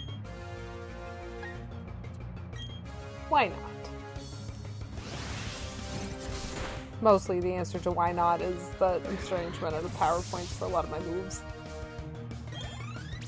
Level 60! We have one! Lots more to go, but we have one! I have a Pokemon that's level 60! I've had my fill. That is odd, given that what she said before was, like, I see a trainer floating in the water? That is really, like, running out of power points. Clippy has a solution for that. I think I have a very large paperclip on the floor over there. But no, we don't acknowledge Clippy in this stream. We do, actually. We acknowledge Clippy a lot. Clippy would have a solution for that. Oh no! Did you just hex me? It is so tempting just to try to catch this Tentacruel right now.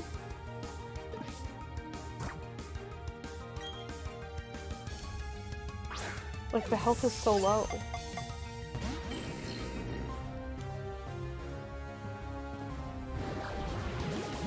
And then it didn't even work. I didn't even get a first shake check. Wow. Okay, at this point, it's a matter of pride.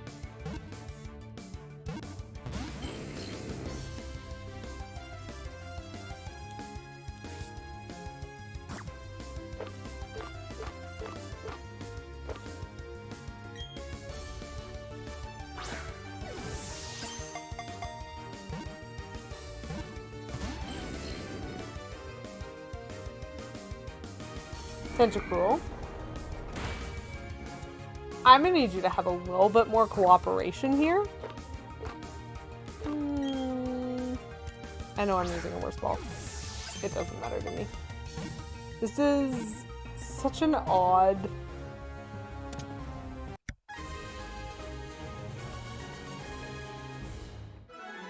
The math, chat. The math.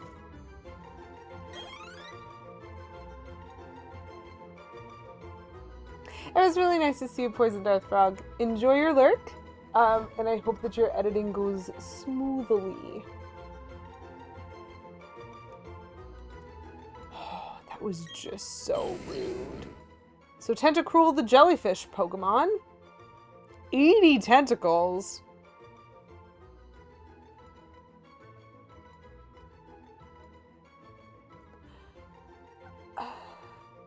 Okay. 80 tentacles it is. Our nickname is gonna be Rude.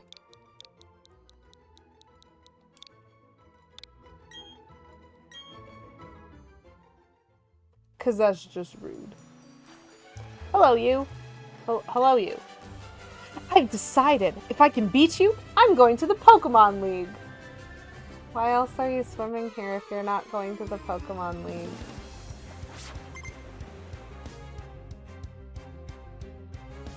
Maybe they have 80, but could only have like 8 at a time. Tentarude? Yeah. Exactly. You're right. Backup sets? Oh! So if like we sever some of them, more will just pop out?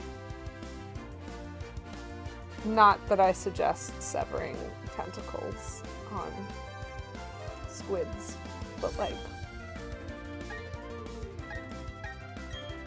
Let's just say I found the Tentacruel quite rude.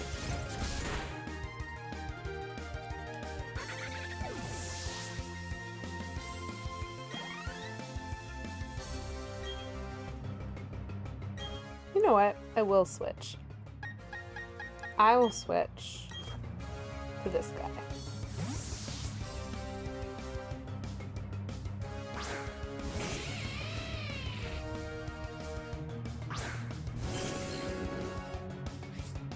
Because right now I feel like I have a bit of a vendetta against the Tentacruel population.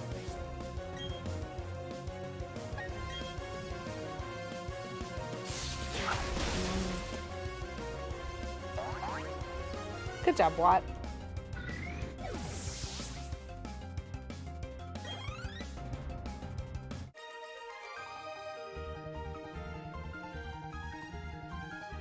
Boom, boom, boom, boom. I think I might have just drowned him. Hey Wesley, I'm sorry. Ooh. Yes, I will take this pearl. And then, this is a sailor. Hello, Mr. Sailor. I came out here because I wanted to see the Pokemon League for myself. Unsurprised. Unsurprising. That seems to be like what a lot of people are doing. Including me. Pelipper. Gosh, what a noise.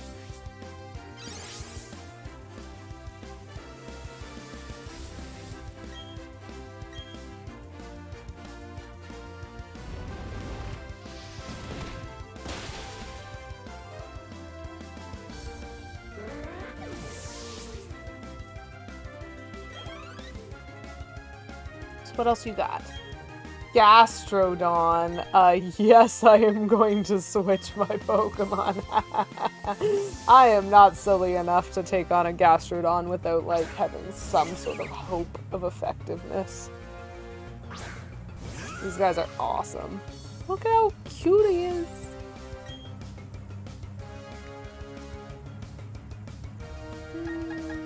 Let's see if a Magical Leaf will take him down. Yes. That's good. Oh, it's a critical hit. Well, good job, Allergies. You did so well. I'm so proud of you. Machoke. Well, you know, since we're doing some small. Glad to see Allergies is still wrecking shop. Yeah. Yeah, even when it snows out, Allergies is still, you know, pretty effective. Always a good choice.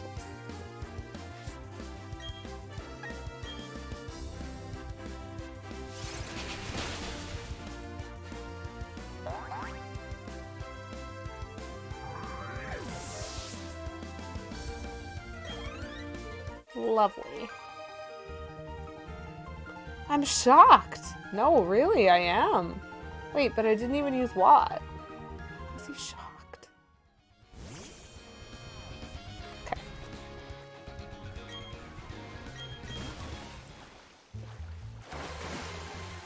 Wow. The combat encounters are real.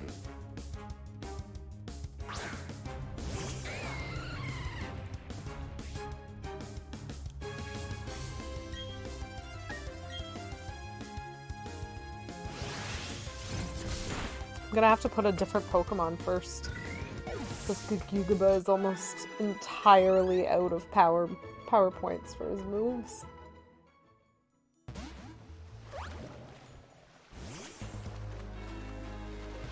And there is more fighting to do. Okay.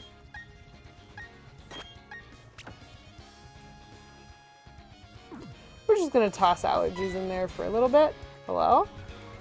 Oh, Kukukaba's relaxed. That's so lovely.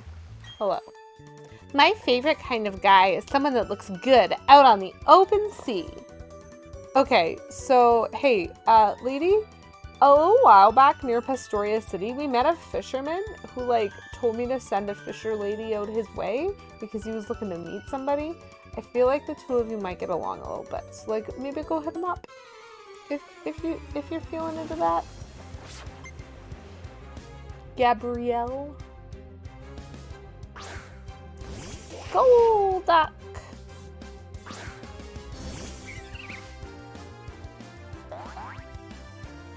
I don't know about anybody else, but for some reason I feel like Roserade looks like they just have a beard, like a chin strap, almost.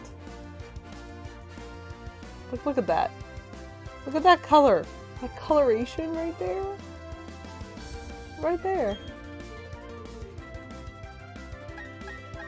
Magical Leaf.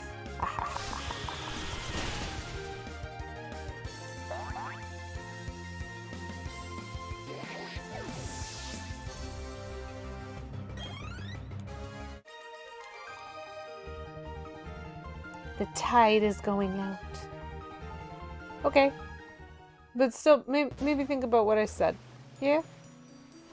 Hello? Hello? Sometimes I'm really surprised when they don't see me. Well, that's okay. Okay. Allergies is curious about my fashion. Oh, honey.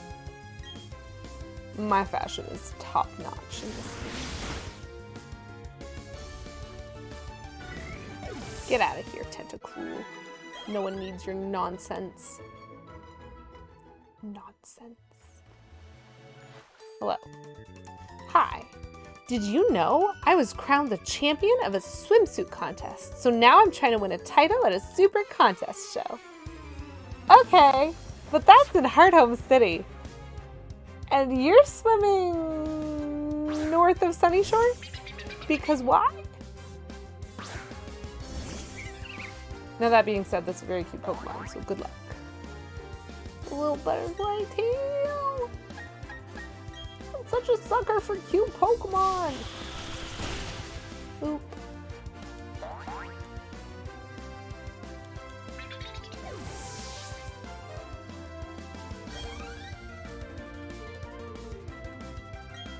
Pelipper. I will switch Pokemon for Pelipper. I'll do it.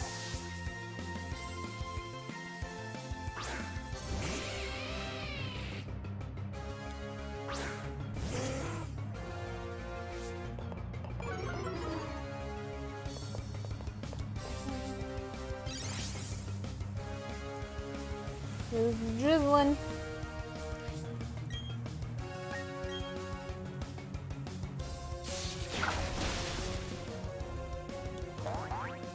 And Rain is a conductor.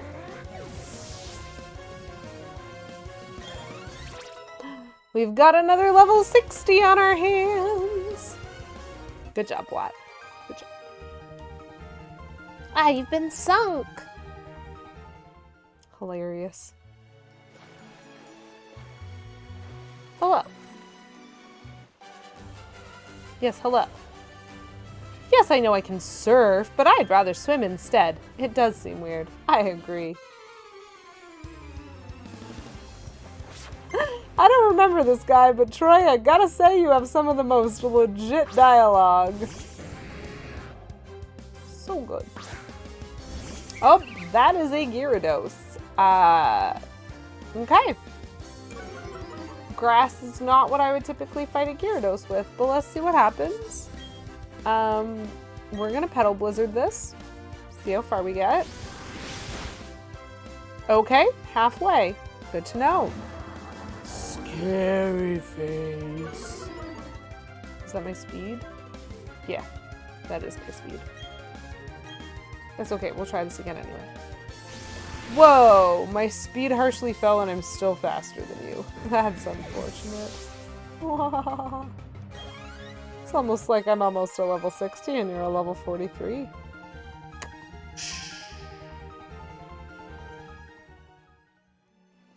Maybe you should, like, start the surf thing? Yes, I would like to use Waterfall. Thank you. Sweet. Okay. This is good. This is good, chat. Because I have made it through the water part. Hello.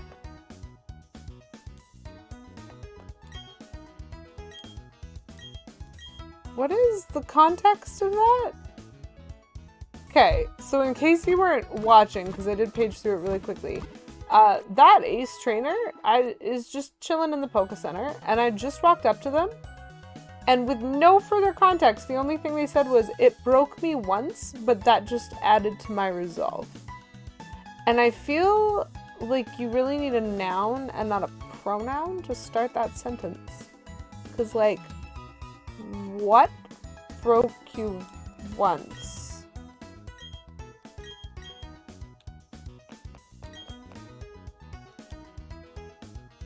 Maybe I was supposed to talk to him first. Victory wrote it lives up to that lofty name. It broke me once, but that only strengthened my resolve. Because, like, that checks out, but they're dialogue from two different people. That's weird. Okay. We're putting Guguba out in front again. We are saving again.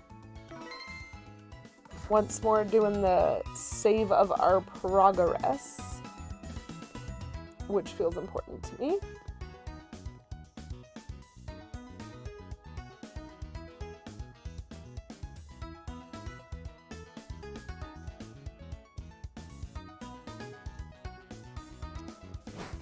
Okay. And we've got about an hour. Let's see how we do in the cave that is Victory Road.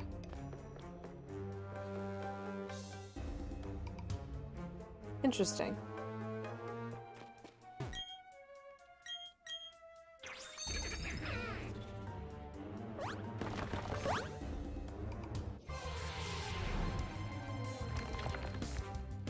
Okay, so that is a Machoke.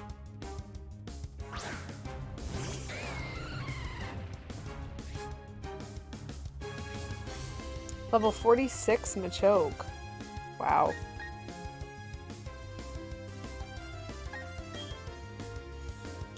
The wild Pokemon are getting strong.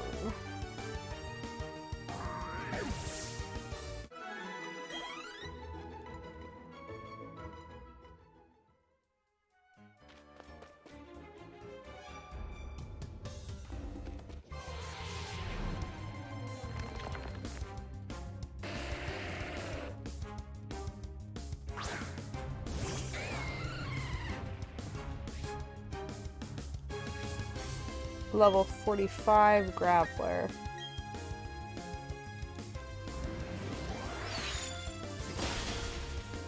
With Sturdy, of course.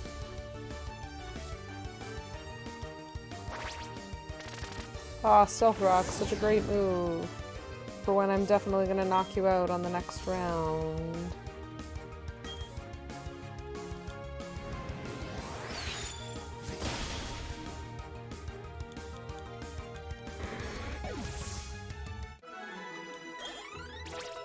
Level 60 allergies.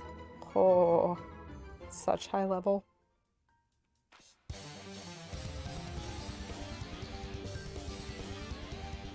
Be warned, mortal. I can see the future.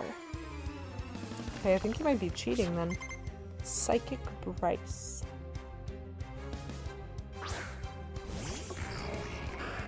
It's probably against the rules somewhere.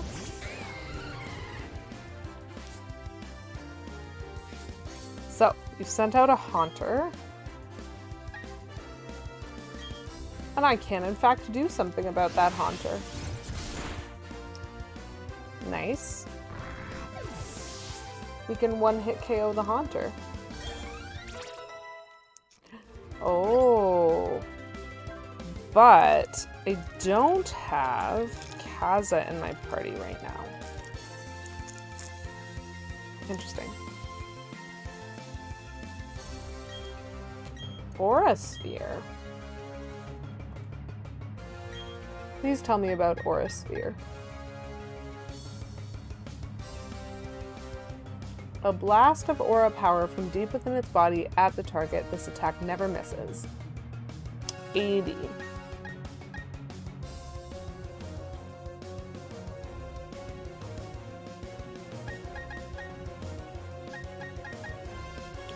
That might be better than Ancient Power. I think one of the main difference aspects is whether I think I'm going to need the super effectiveness of a rock type, but I do have Bobbery. And since I have Bobbery, I think I'd rather have the fighting. So we're going to forget Ancient Power. And we're going to learn a move that has 20 PP, which is very helpful. Gengar!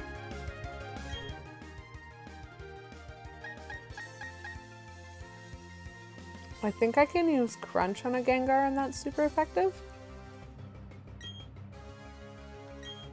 But then I can also use Roar of Time because this is their last Pokemon, I believe. Oh, nope. This is their second Pokemon.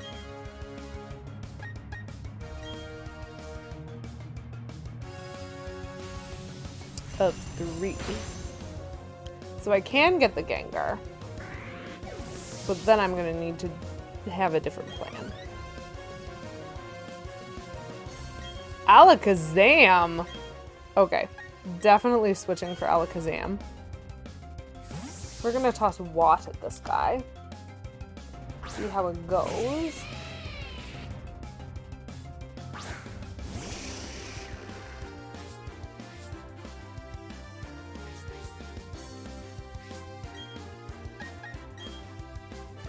Alakazam, which I haven't met before. Oh, amazing. But that's okay, because I have met Abras and Kadabras. Abracadabra, Alakazam. They all are weak to the same thing. We got another level 60. This is truly fantastic. So be it. I will now divulge what I know of your future.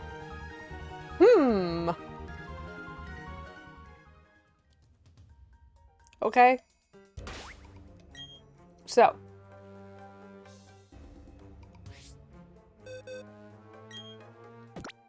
We're just going to do a really quick swap. I hope I don't need Callie for anything here. But because Callie is a level 60 and then some. We're going to bring Kaza out again. Just to see if we can, like, get everybody up pretty high. I will take this item. Thank you. We will be suspicious of all rocks, as usual.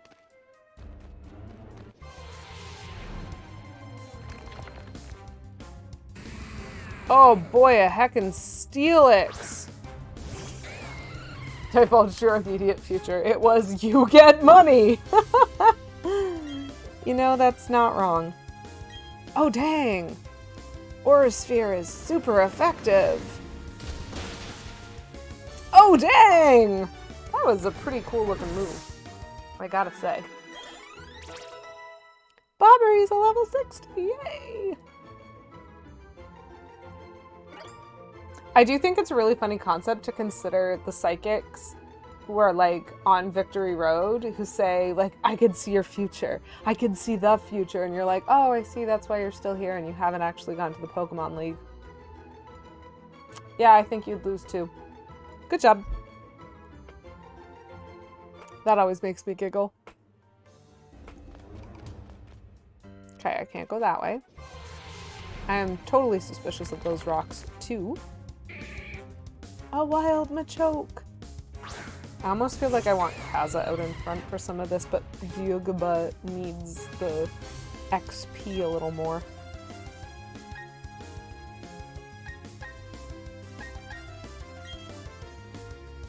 I will Dragon Claw. Sounds good.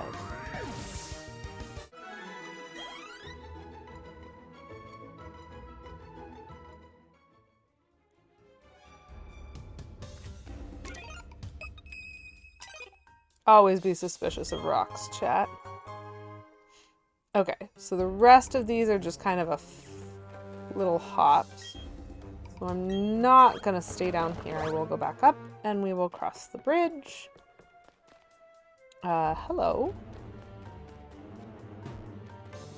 What is your name and can I fight you? So based on that hair, and the recollection of Beavis mentioning that Birdkeeper's hair is basically identical to K-Menzel's hair in this game, the rival K-Menzel. I'm pretty sure that there is a Birdkeeper.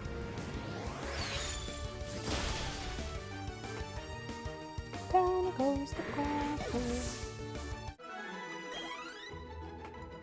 Which means I'm probably going to pull out Bobbery. New crit roll up on YouTube?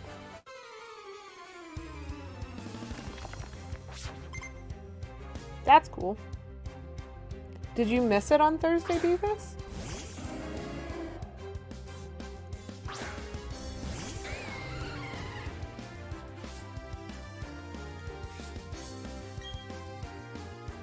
Everything is effective.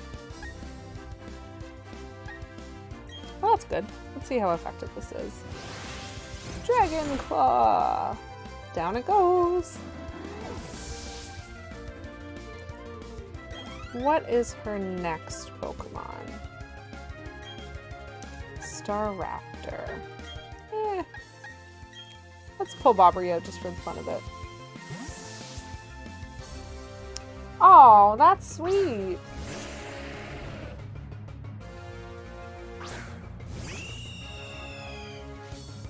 Not live, but you'll watch like the session together. That's actually really cute. That's something similar to what Kimenzla and I did with like the figure skating at the Olympics and stuff. Ooh. Oh no, and now you have to wait for the episodes. Oh, that's heartbreaking. Let's try Stone Edge. It's not very effective. Well, no, it wouldn't be. Okay, we'll go with Smackdown. That's always awful when you finally get caught up, because although it's amazing and you no longer have to avoid spoilers and you're like on the same page as like other fans of a work, it's also like, I have to wait a week? That's just impolite.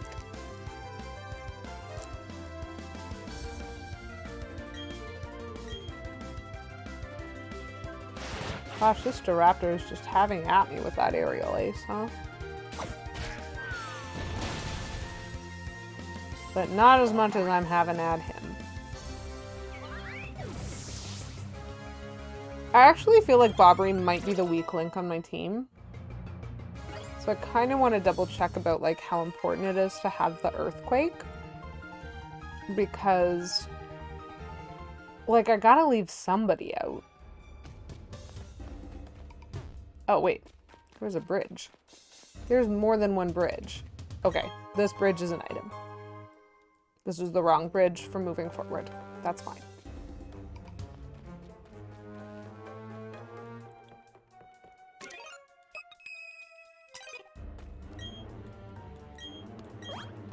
I feel like I'm gonna have to remember that that item is there. Because that's just a, like, come up the stairs and you see it. What if I don't remember? Okay, that's the hop down. That is the other hop down, so I'm gonna go up this way. Ooh, an ace trainer.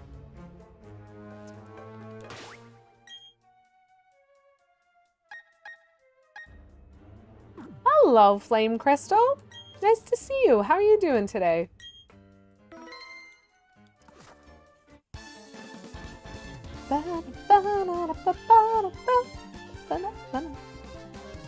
Show me how you've battled to get here. Let's do this. Okay. Mariah.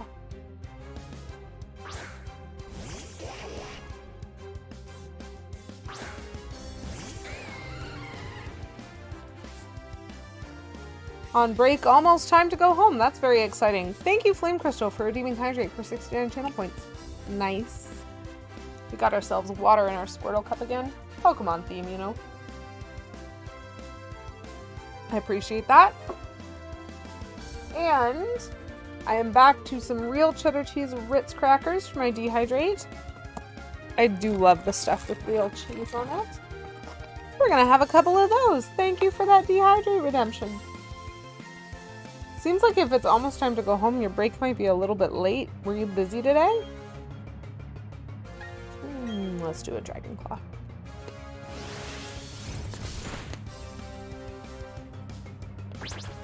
Tail Whip.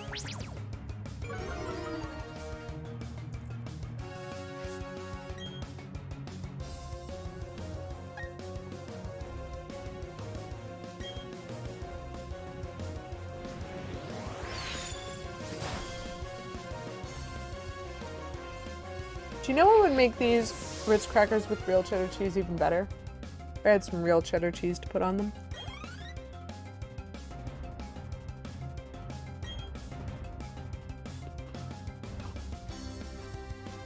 Bless you. My nightmare.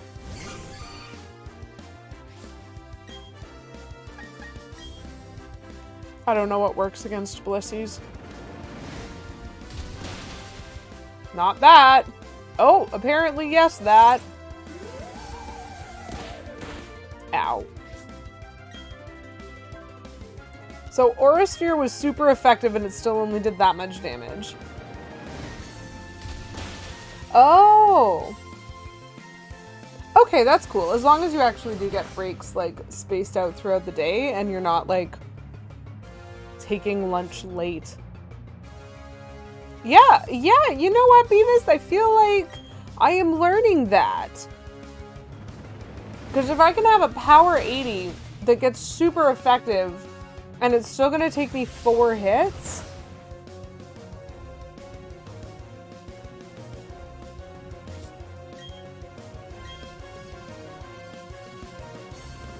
This is intense. So the good news is I do have like 4 chances. And so if I wanted to be that annoying trainer, I totally could have a Blissey. Probably, I think. They're a friendship level up, so it'll take a while, but... Oh. That was a fight. Oh, we have our first level 61!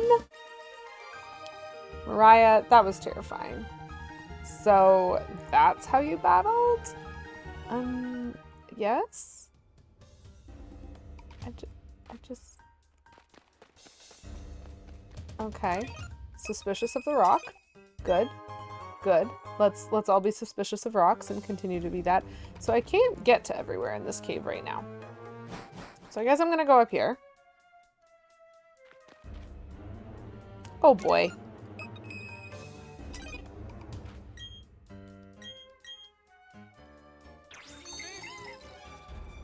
Oh boy.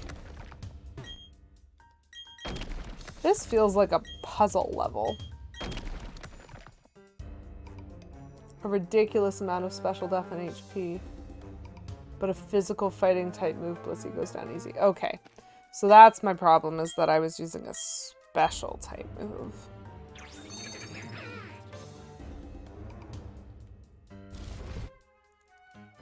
Which way do I want to explore first? Well, we're getting attacked first, actually. Hi, Metacham. Level 40 something, I'm guessing.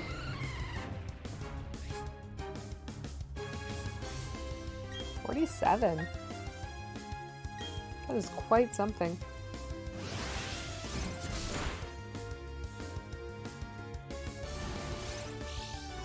Power trick does what? Oh, swaps its attack and defense. That's great.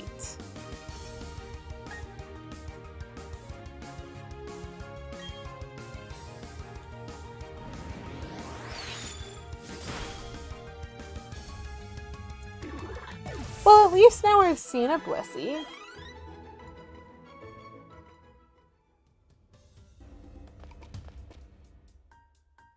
Huh.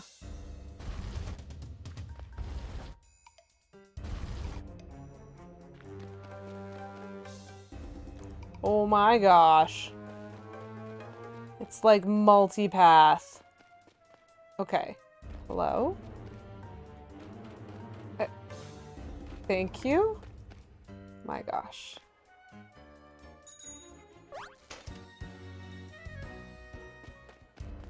Ah, there's an item there. Oh, there's also an item up there in the corner.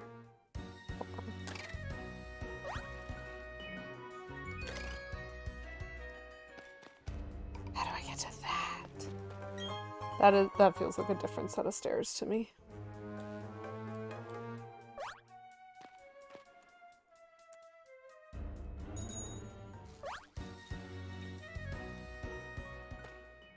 Yeah, that is a different set of stairs. So that's now 2 items that we have to just go up extra stairs to get. We need to not forget those. Well, hello there, Mr. Onyx.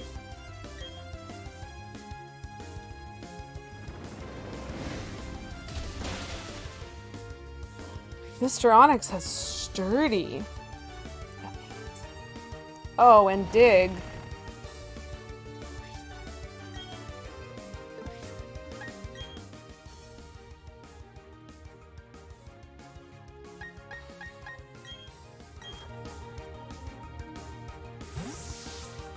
I don't feel like having my steel dragon.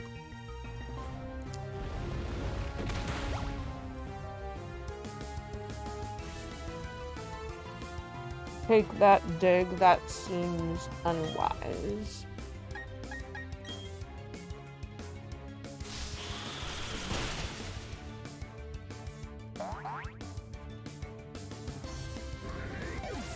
Gosh, guys, Victory Road is hard. Who'd have thunk, right? Okay. So we're gonna go back this way.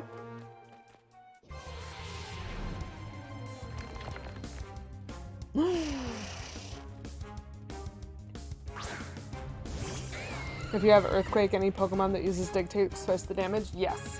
So, that was one of the things that I thought was cool when that was eventually introduced, because instead of just being invulnerable when you use Dig, it's like logical that an Earthquake would still impact you because you've burrowed your way underground. And so that is a really cool feature of the game, but that would have required switching to Bobbery, who has Earthquake and who is also weak to ground, and I would have had to take the hit. Oh no! Oh, that's rough. Because it really did used to be invulnerability, basically. You could pretty much do whatever you wanted.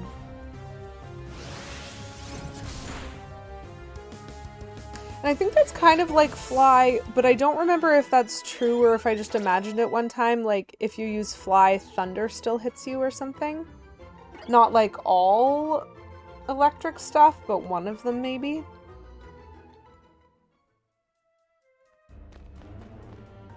Okay. So I'm gonna fight that guy.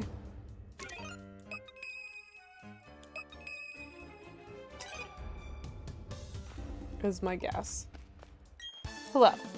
You. One look at you tells me you're a real contender. Okay?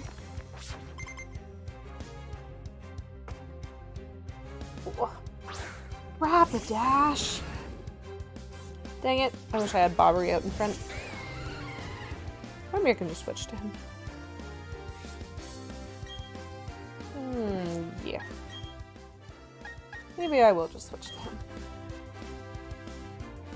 Because I'm not entirely certain, but I don't really want to get hit with fire when I'm, again, a steel dragon. That feels like that would be bad. You have a good one too, Flame Crystal. Thanks for stopping by. Really nice to see you. We're gonna Earthquake this Rapidash. Not so rapid now!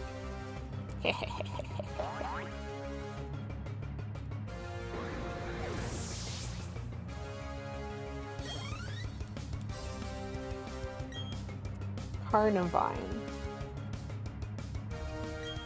That's a plant.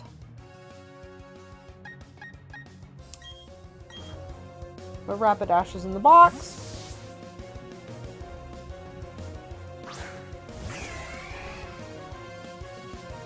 So let's see if my drill peck can do it. Maybe?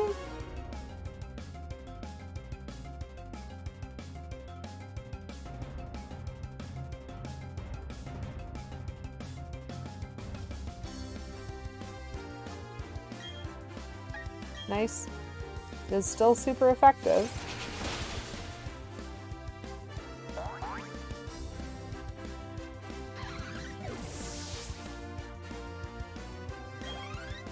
XP gained!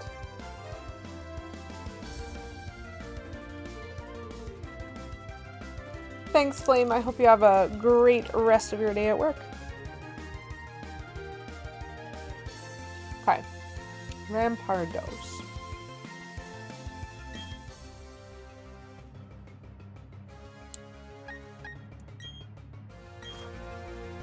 I don't know that I have ever fought a Rampardos. I'm not even entirely certain I know what it is.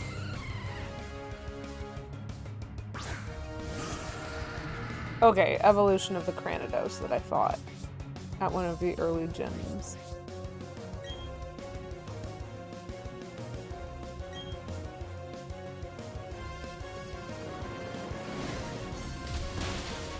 Okay, ground is definitely one of its types, I think. So many level 61s! This is just truly exciting to me. And Kazu's already a level 59, which is great. You're as tough as you look! Yeah, thanks. Thanks, Mr. Ace. Actually, he's suspicious of the rock behind him? I don't think so. Oops. That was exactly what I was not supposed to do. I think. No. That might have been what I was supposed to do.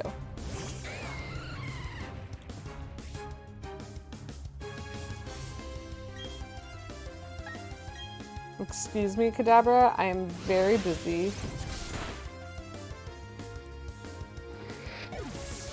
I need to figure out this puzzle.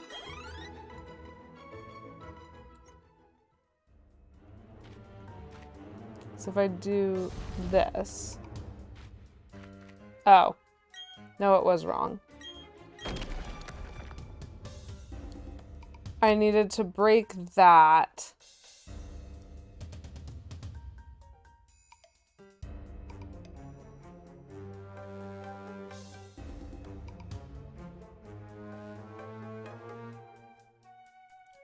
Okay. We're just gonna, like, real quick see if we can reset the room. I might use a repel because this is truly ridiculous.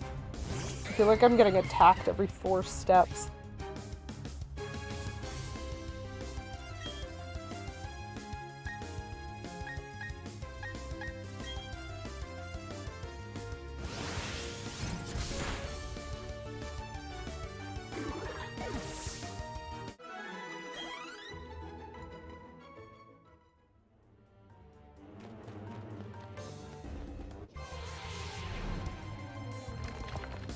Golbat.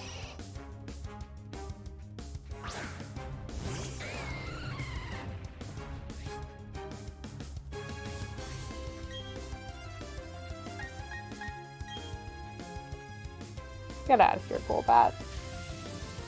Nobody got time for that. Roars in time.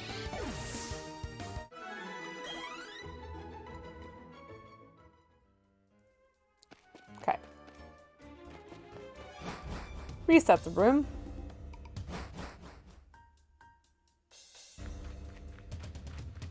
Let's try this again.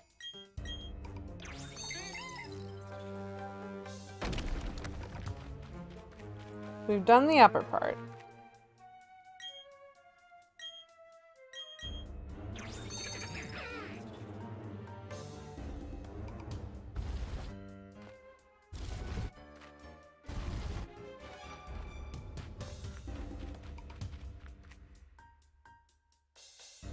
Yeah, so I think what I need to do is push it this way, go around here and break it.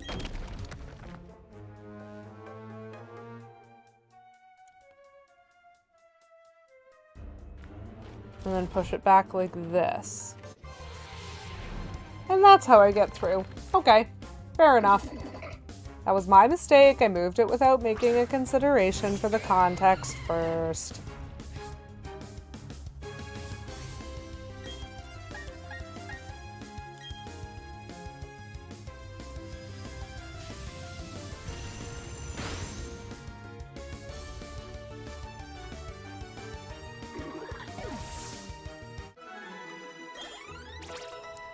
Kyugaba's level 58! So powerful. So powerful.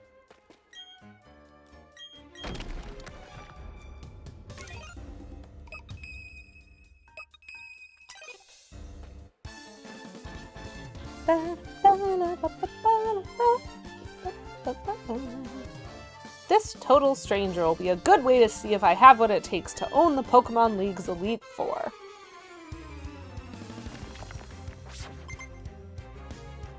Chatter, the NPC's becoming self-aware? Or is it just me? Because there's some really funny dialogue in this. Ooh, a Clefable! I have not fought a Clefable. Nope. That was not the correct thing.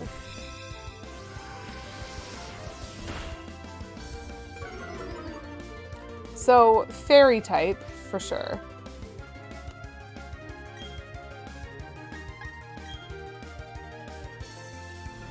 And I don't know what its second type is. Okay, flash cannon is super effective. So the fairy is dominant enough for that, I think. But it meant that I think the dragon wouldn't have worked. Torterra! How are we gonna switch some Pokemon? Torterra. That's what Kimanzo's gonna have when we fight him eventually. So that's like the ground grass turtle. And I don't have Callie.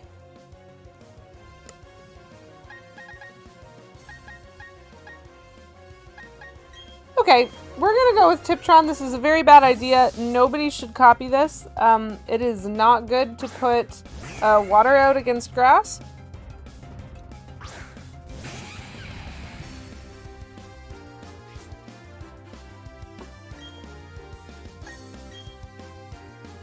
I'm gonna try a drill peck and see what happens.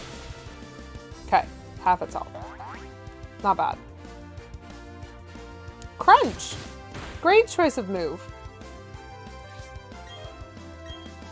Barely a scratch. Ooh.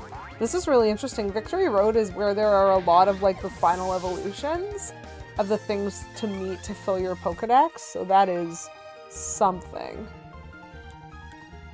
That battle just now makes you tougher than everyone else in the world. Okay? I'm just gonna take your word for that. How is my Pokedex doing? 134 seen. That is a lot. I definitely don't own them all. But other than the Infernape and a few guys at the top there. Yeah, I'm still missing some final evolutions. Oh, I just remembered a thing that I have not done. You know what? That's fine. I will have time. Yes, I would like to see my progress, please. Please, please, please. Let's be suspicious of these rocks, but I think they're more just blockades.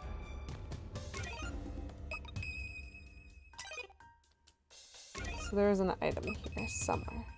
Up, down. Got it. Hi there! I'm doing well. How are you today? 1, 2, 3, 4.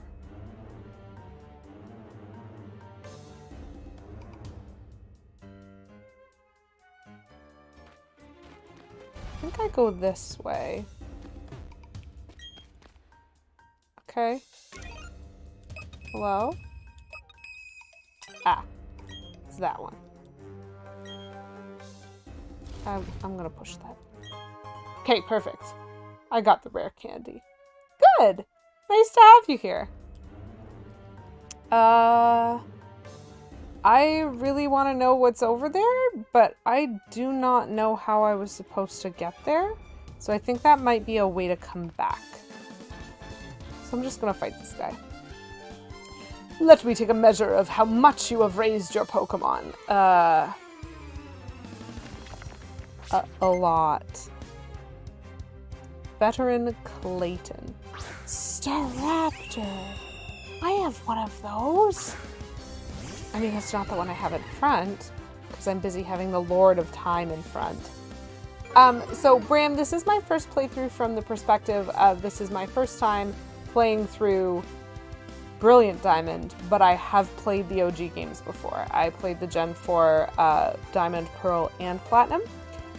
So I know a lot, I remember a lot, I'm managing a lot, but this is my first time playing this particular game, so I've been really enjoying some of the little like quality of life improvements of how like you can move on diagonals now, and sometimes that's great, and sometimes that's awkward when you have like really gridlocked caves. And like I've been really enjoying the updates to like have your boxes just with you, and you could just do that. And so there's a lot of really cool stuff that has changed, and also I get confused very easily by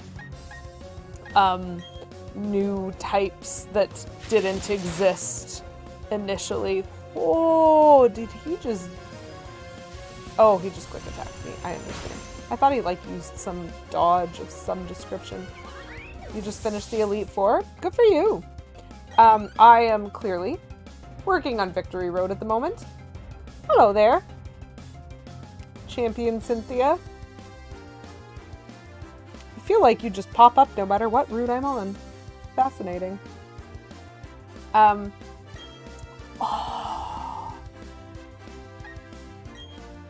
This is one of the ones I haven't seen yet. Hello. Hi there. That's nice.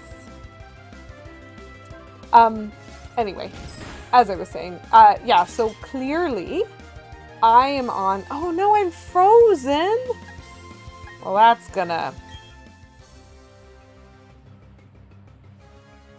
inconvenient. Let's do this. I am clearly on Victory Road, kind of muddling my way through some things.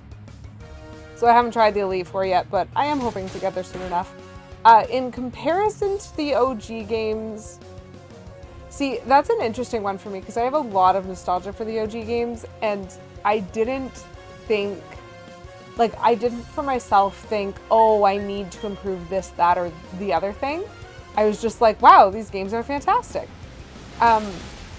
So what I will say is overall, I think that the little quality improvements that they've made have really made the game enjoyable to play for me. And so it doesn't feel like a repeat. I'm like super engaged and really happy to like be here and be enjoying the story. But I think it's like, it's an interesting comparison because I really do feel a little bit like different games. Don't tell Game Freak you're playing Minecraft. It's okay. Brilliant. Okay, thank you. I appreciate that.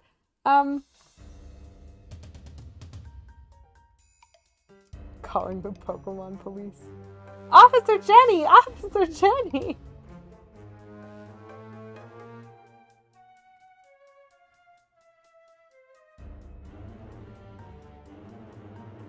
I feel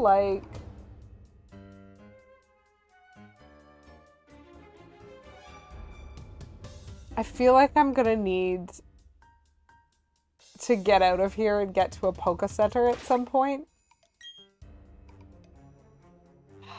Okay, so first things first. I assume we have some kind of ice heal. We have one ice heal. Okay, so we definitely have like berries that do that. Aspire, is it? Hello?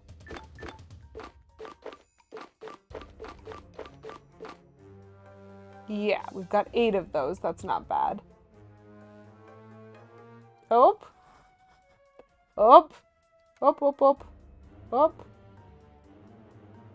Sorry about that, Champion Cynthia. I do have set that over a certain character limit, like if you do all caps, apparently you get auto-timed out by my auto mod, and I'm sorry about that. I didn't mean to. Pout. Don't call Officer Jenny, please, no. A lot of OG Diamond. Yeah, I think that's basically, I know. Auto mod, man, you do your best. Like that's basically my perspective on it too. Like, I am really enjoying this. I didn't think that there was anything wrong with the OG stuff, but like it is actually really enjoyable, and it's actually just kind of nice to be playing it on a console, I guess. Almost. Like, it feels... Graphically, they're beautiful. Like, I think that the graphics are just absolutely adorable on this game. So... We're gonna unfreeze Gugugaba, because that seems important to me. And then... Apparently I have some new items, which is nice. Let's check those out. Some new TMs, that's lovely. Apparently I have even more other than the stuff that's at the bottom. You like it better than Sword Shield? It's an interesting take.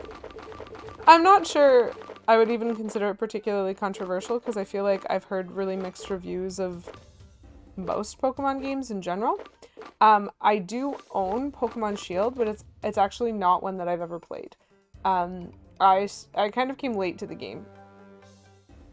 So I have been slowly playing through all of the Pokemon games, and I've jumped ahead a little bit to get to this one. But I stopped, quote unquote, with Gen 5, I think. And so I have games from Gen 6 and Gen 7 that I just haven't played yet. They're sitting on my shelf. And I just kind of jumped ahead to this because it was a remake, and so I was like, well, I'm not going to be spoiling a story for myself at all. But I definitely have heard that there are a lot of changes that they make in those gens that have like mixed popularity. So we'll see what happens when I try to play Shield, because I am going to try to play it at some point. It is technically a Gen 8, so I'm like the types of the Pokemon and the way that items and moves work and the move sets that your Pokemon learn as they level up are different. That was something that I had to kind of get used to when I started playing this, because I was looking for specific things and I wasn't always getting them in the same way that I was expecting to necessarily, and sometimes that was a good thing and sometimes that made certain parts of the game more complicated for me. And so it is like the Gen 8 style, but it's the same story as Gen 4. Like, they didn't add content. And so...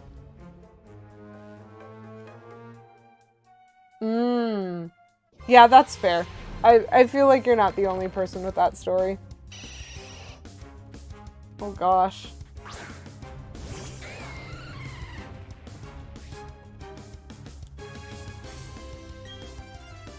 I accidentally banned the champion and we might have just left. Golbat. Very serious stare, sir. I wonder how much further I can go before I'll really feel the need to kind of back out. Oh, you just started Pokemon Black? I liked Black and White. I thought those were some good games.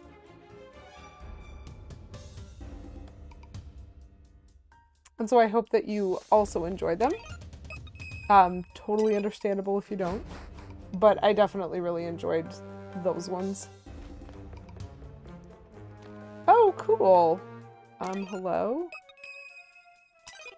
Oh, I understand. Do a lot of people say that? That's interesting.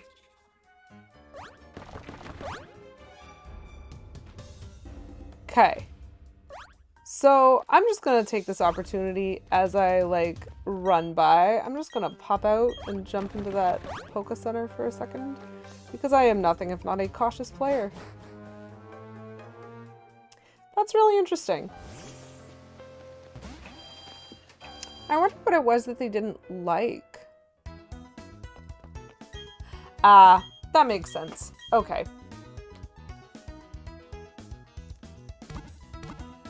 Fair. I can understand why the reviews would be mixed. I tend to think about the games as kind of principally by their own standalone story of what they're trying to tell. And by that measure, I think that Black and White are very good games. I like their story, I like their gameplay, I like their mechanics, I like the Pokemon that are new. It's fun.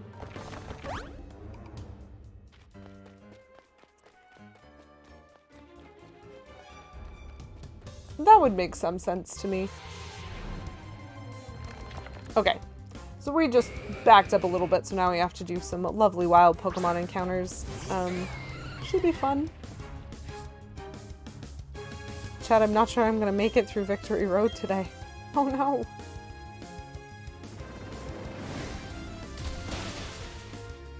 Down goes the Onyx. Bram is now following. Thanks very much for the follow. That's super nice of you.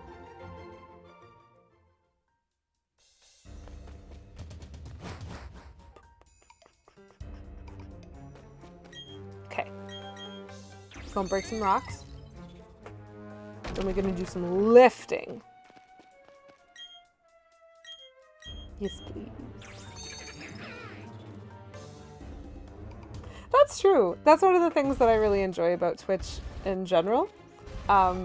Meeting new people, finding like enjoyable interests in common. But Pokemon especially is something that I think people can be pretty nerdy over, and I enjoy that. Okay, a Kadabra. So we're not going to use Oris here. My favorite gen. Oh, such a question. Not my favorite game, my favorite gen. That is a tough one.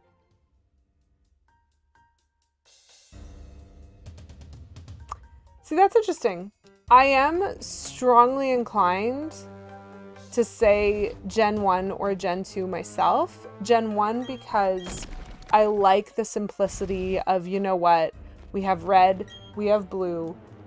You have those two games, you can catch all 150.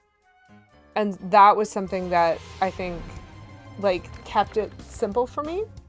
But Pokemon Gold probably made the strongest impression on me as being a game that was so interesting because of essentially the second game that you played when you beat the first game. Like, there was just so much end game content that was like mind-blowing.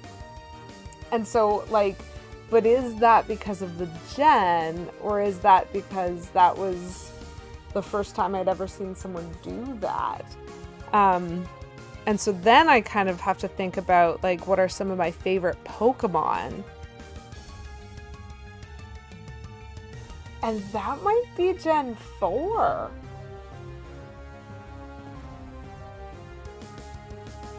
Crystal for you? Yeah, that makes sense. And like huge nostalgia for Gen 1 and Gen 2 for sure. Did I just meet one of these? I don't remember what I did, so hopefully this is similar to what I did. Yeah, okay, that seems like it worked fine. I know. It, like, favorite Pokemon singular, I meant it kind of as the plural. Like, my favorite Pokemon to, like, be seeing, be catching, be collecting around. And that is not really making the question easier. So I think I've thought of something. I mean, that being said, you know what? I might just go with Gen 1. Because a lot of my favorite Pokemon are from Gen 1. And, like, I still use them when they're available in later gens. If you had to answer, it would probably be Gengar. That's fair. You know what? You're not alone in that opinion. I have precisely zero confidence in my ability to consistently pick a favorite, but usually what I say when I'm asked for a favorite Pokemon is Ninetales. Because honestly, that is a beautiful Pokemon, and I wanted one so bad. So good. Such a beautiful Pokemon. So I wanted to know what was that way. And I'm realizing that I can do that by doing this. Okay, so that rock is not suspicious. Oh my gosh! This whole thing is a massive puzzle, though. This better be leading me to an item that is worth it. The first one I ever played, or the first one I ever owned? I have stuck myself in a corner. Mewtwo is your favorite fictional character of all time? You know what? Good point, Poisoned Arthfrog. Good point. So I have backed myself into a corner on this, and I have done this incorrectly somehow. I will have to come back. Both? So the first Pokemon game I ever played, I was in elementary school, and I got to play for a friend of mine some of the portions of Pokemon Gold, which she then loaned to me when she finished. So Pokemon Gold is the first Pokemon game I ever played. But I did not own any gaming hardware until I was in my 20s. And at university, one of my very lovely friends bought for me a Game Boy with Pokemon Yellow. And that was the first Pokemon game I ever owned. And so the first one I ever played was a Gen 2, but the first one I ever owned was a Gen 1. And from there, I have kind of collected a lot. Yeah, not until my 20s. I know, it's an odd one. I didn't do the gaming thing a lot growing up, and I certainly didn't save up my allowance to buy video game stuff for a really long time. But I do still think, honestly, like, I love it. So I think what I do is I push it this way, because I can actually do that for this one. I can kind of stick it in its own corner. And then that lets me push the other one down. It's part of the reason that I haven't played all of the Pokemon games that I own, and I also haven't played all of the gens, because I was collecting them kind of as I was playing them. And this came out while I was still working on starting Gen 6, and so I jumped ahead. Like, it's an interesting history. Oh, Poison Dart Frog. I like the amount of thought you put into your answers. Yeah, it is very cool. I can play them all now. Dude, I don't... Certain aspects of this game are kind of borked. All that for a full restore? Because in the original Gen 4, you had to have the lead up to that in order to make it over those rocks. I don't think they meant it to be that easy, but that's nice. That's nice. Let's Aura Sphere this guy.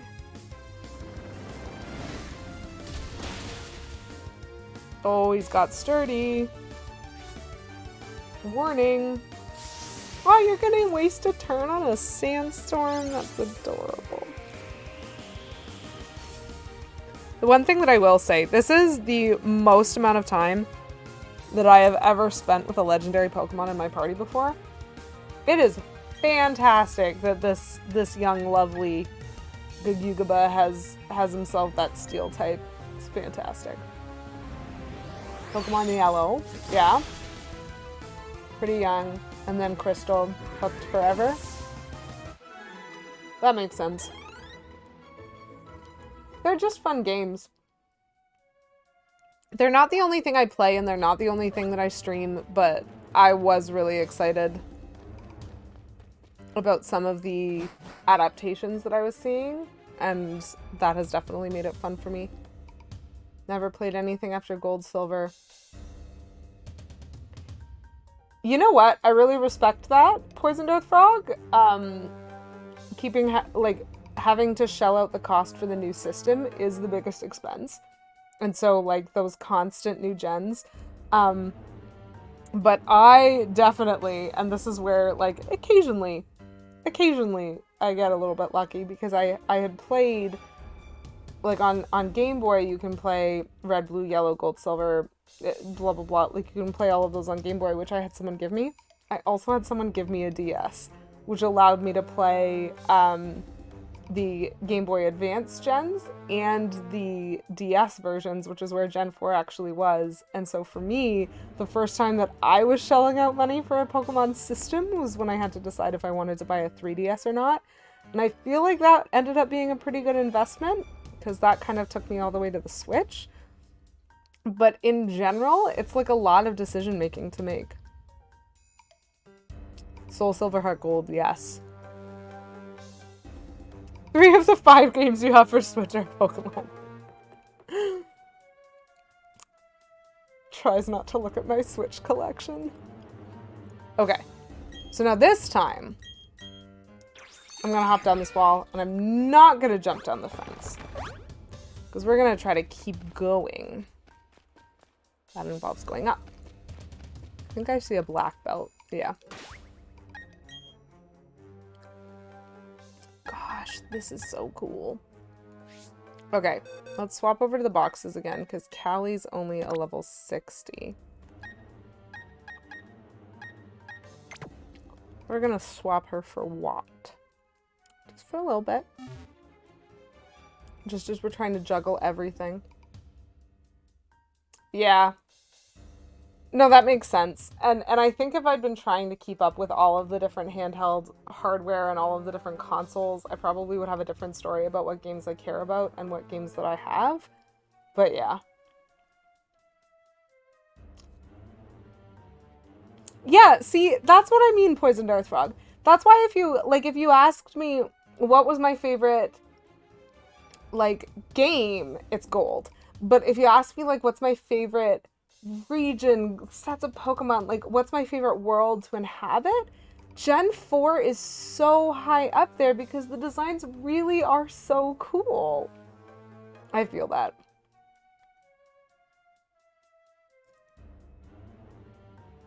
Aw. Well, I'm glad you got that opportunity, Bram. Maybe we'll just leave him. Giratina is a beautiful Pokemon. I cannot wait to get the opportunity to catch one of those so that I can use your really good pun. My Pokemon knows karate! I'm warning you!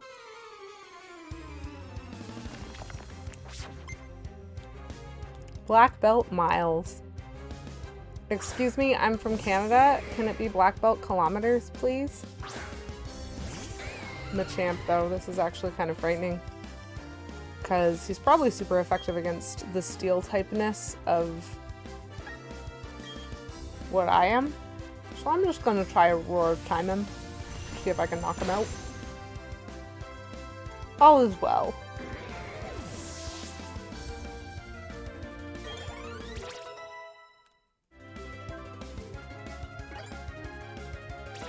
Oh, Chad, I'm not going to finish Victory Road this stream.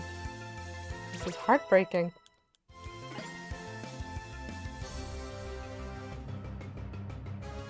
Gen 1 to Gen 4 are the best. In your opinion, Sword Shield are just meh.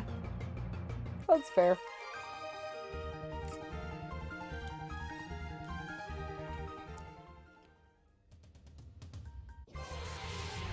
Immediate encounter.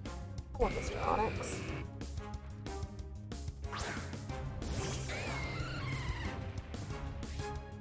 Interesting.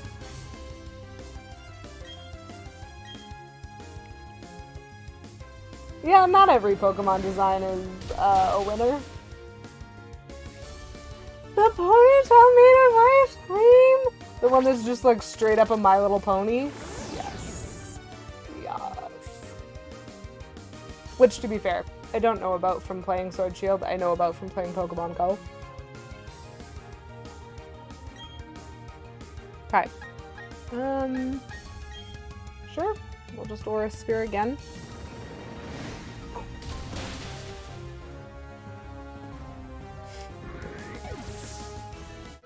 Maybe. Maybe they're out of some ideas. We have a bunch of level 60 through to 62s. Ooh. I found some stairs. I mean, I also found a really angry Graveler, but I found some stairs. This is interesting. It feels a bit like Victory Road is going to be a bunch of ups and downs while I'm just trying to cross the first floor to the back. I wonder if my exit is actually just going to be out the back.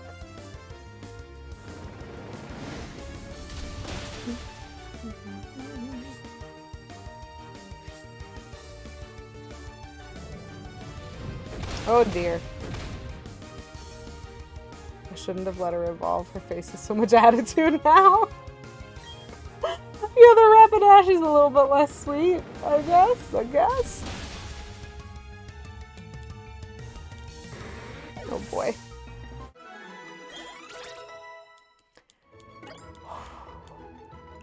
This is some good training.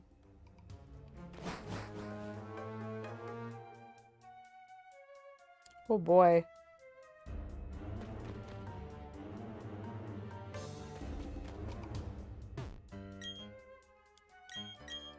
Where are the edges of this place? Besides Pokemon, what other games do you enjoy? Fantastic question. I'm going to use that for a little bit of pitching after I answer your question. So, the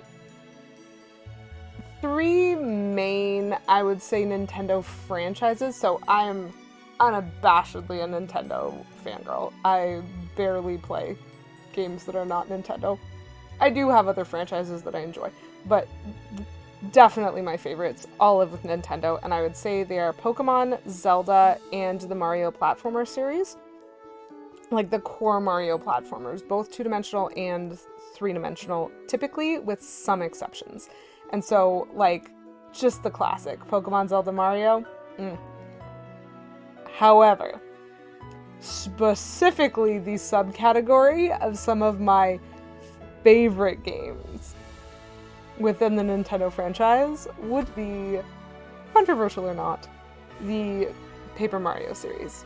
So, original Paper Mario on the 64, Paper Mario Thousand Year Door, Super Paper Mario, and then more.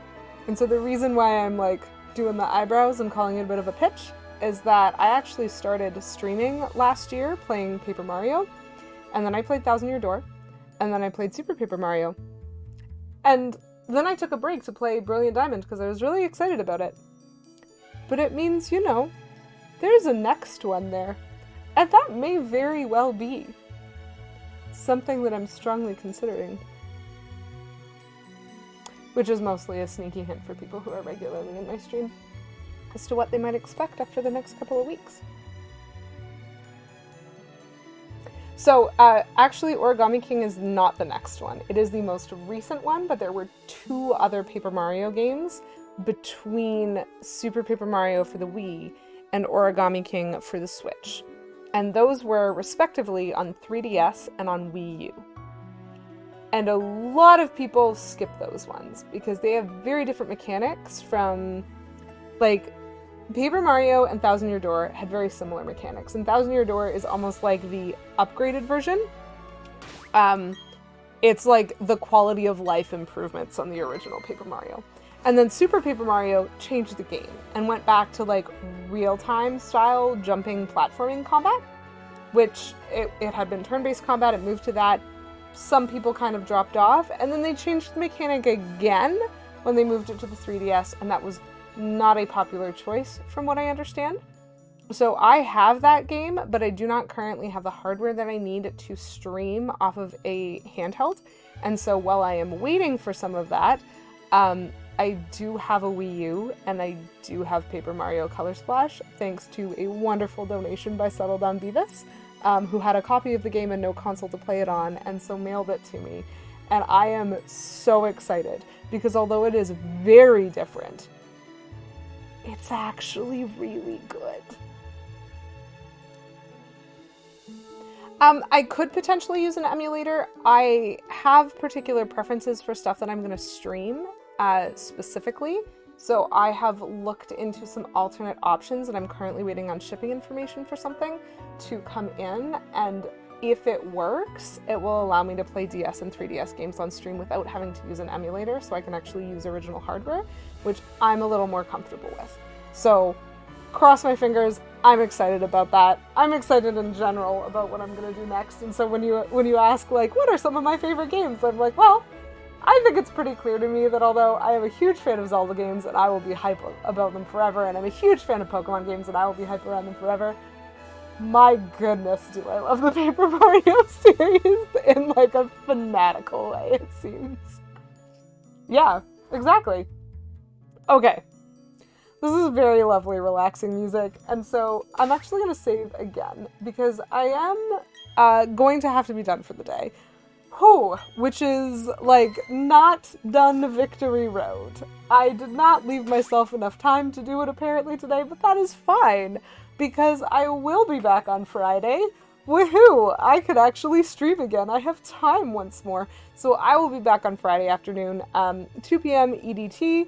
as per usual, and I will be finishing off Victory Road, and I'm really hoping that I will have time to at least attempt the Elite Four and see if I can one-shot them or see if I have some work to do.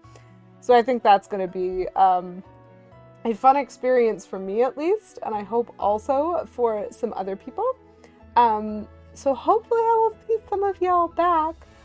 So EDT and EST, technically, I'm trying to say the same thing. EST is Eastern Standard Time and EDT is Eastern Daylight Time.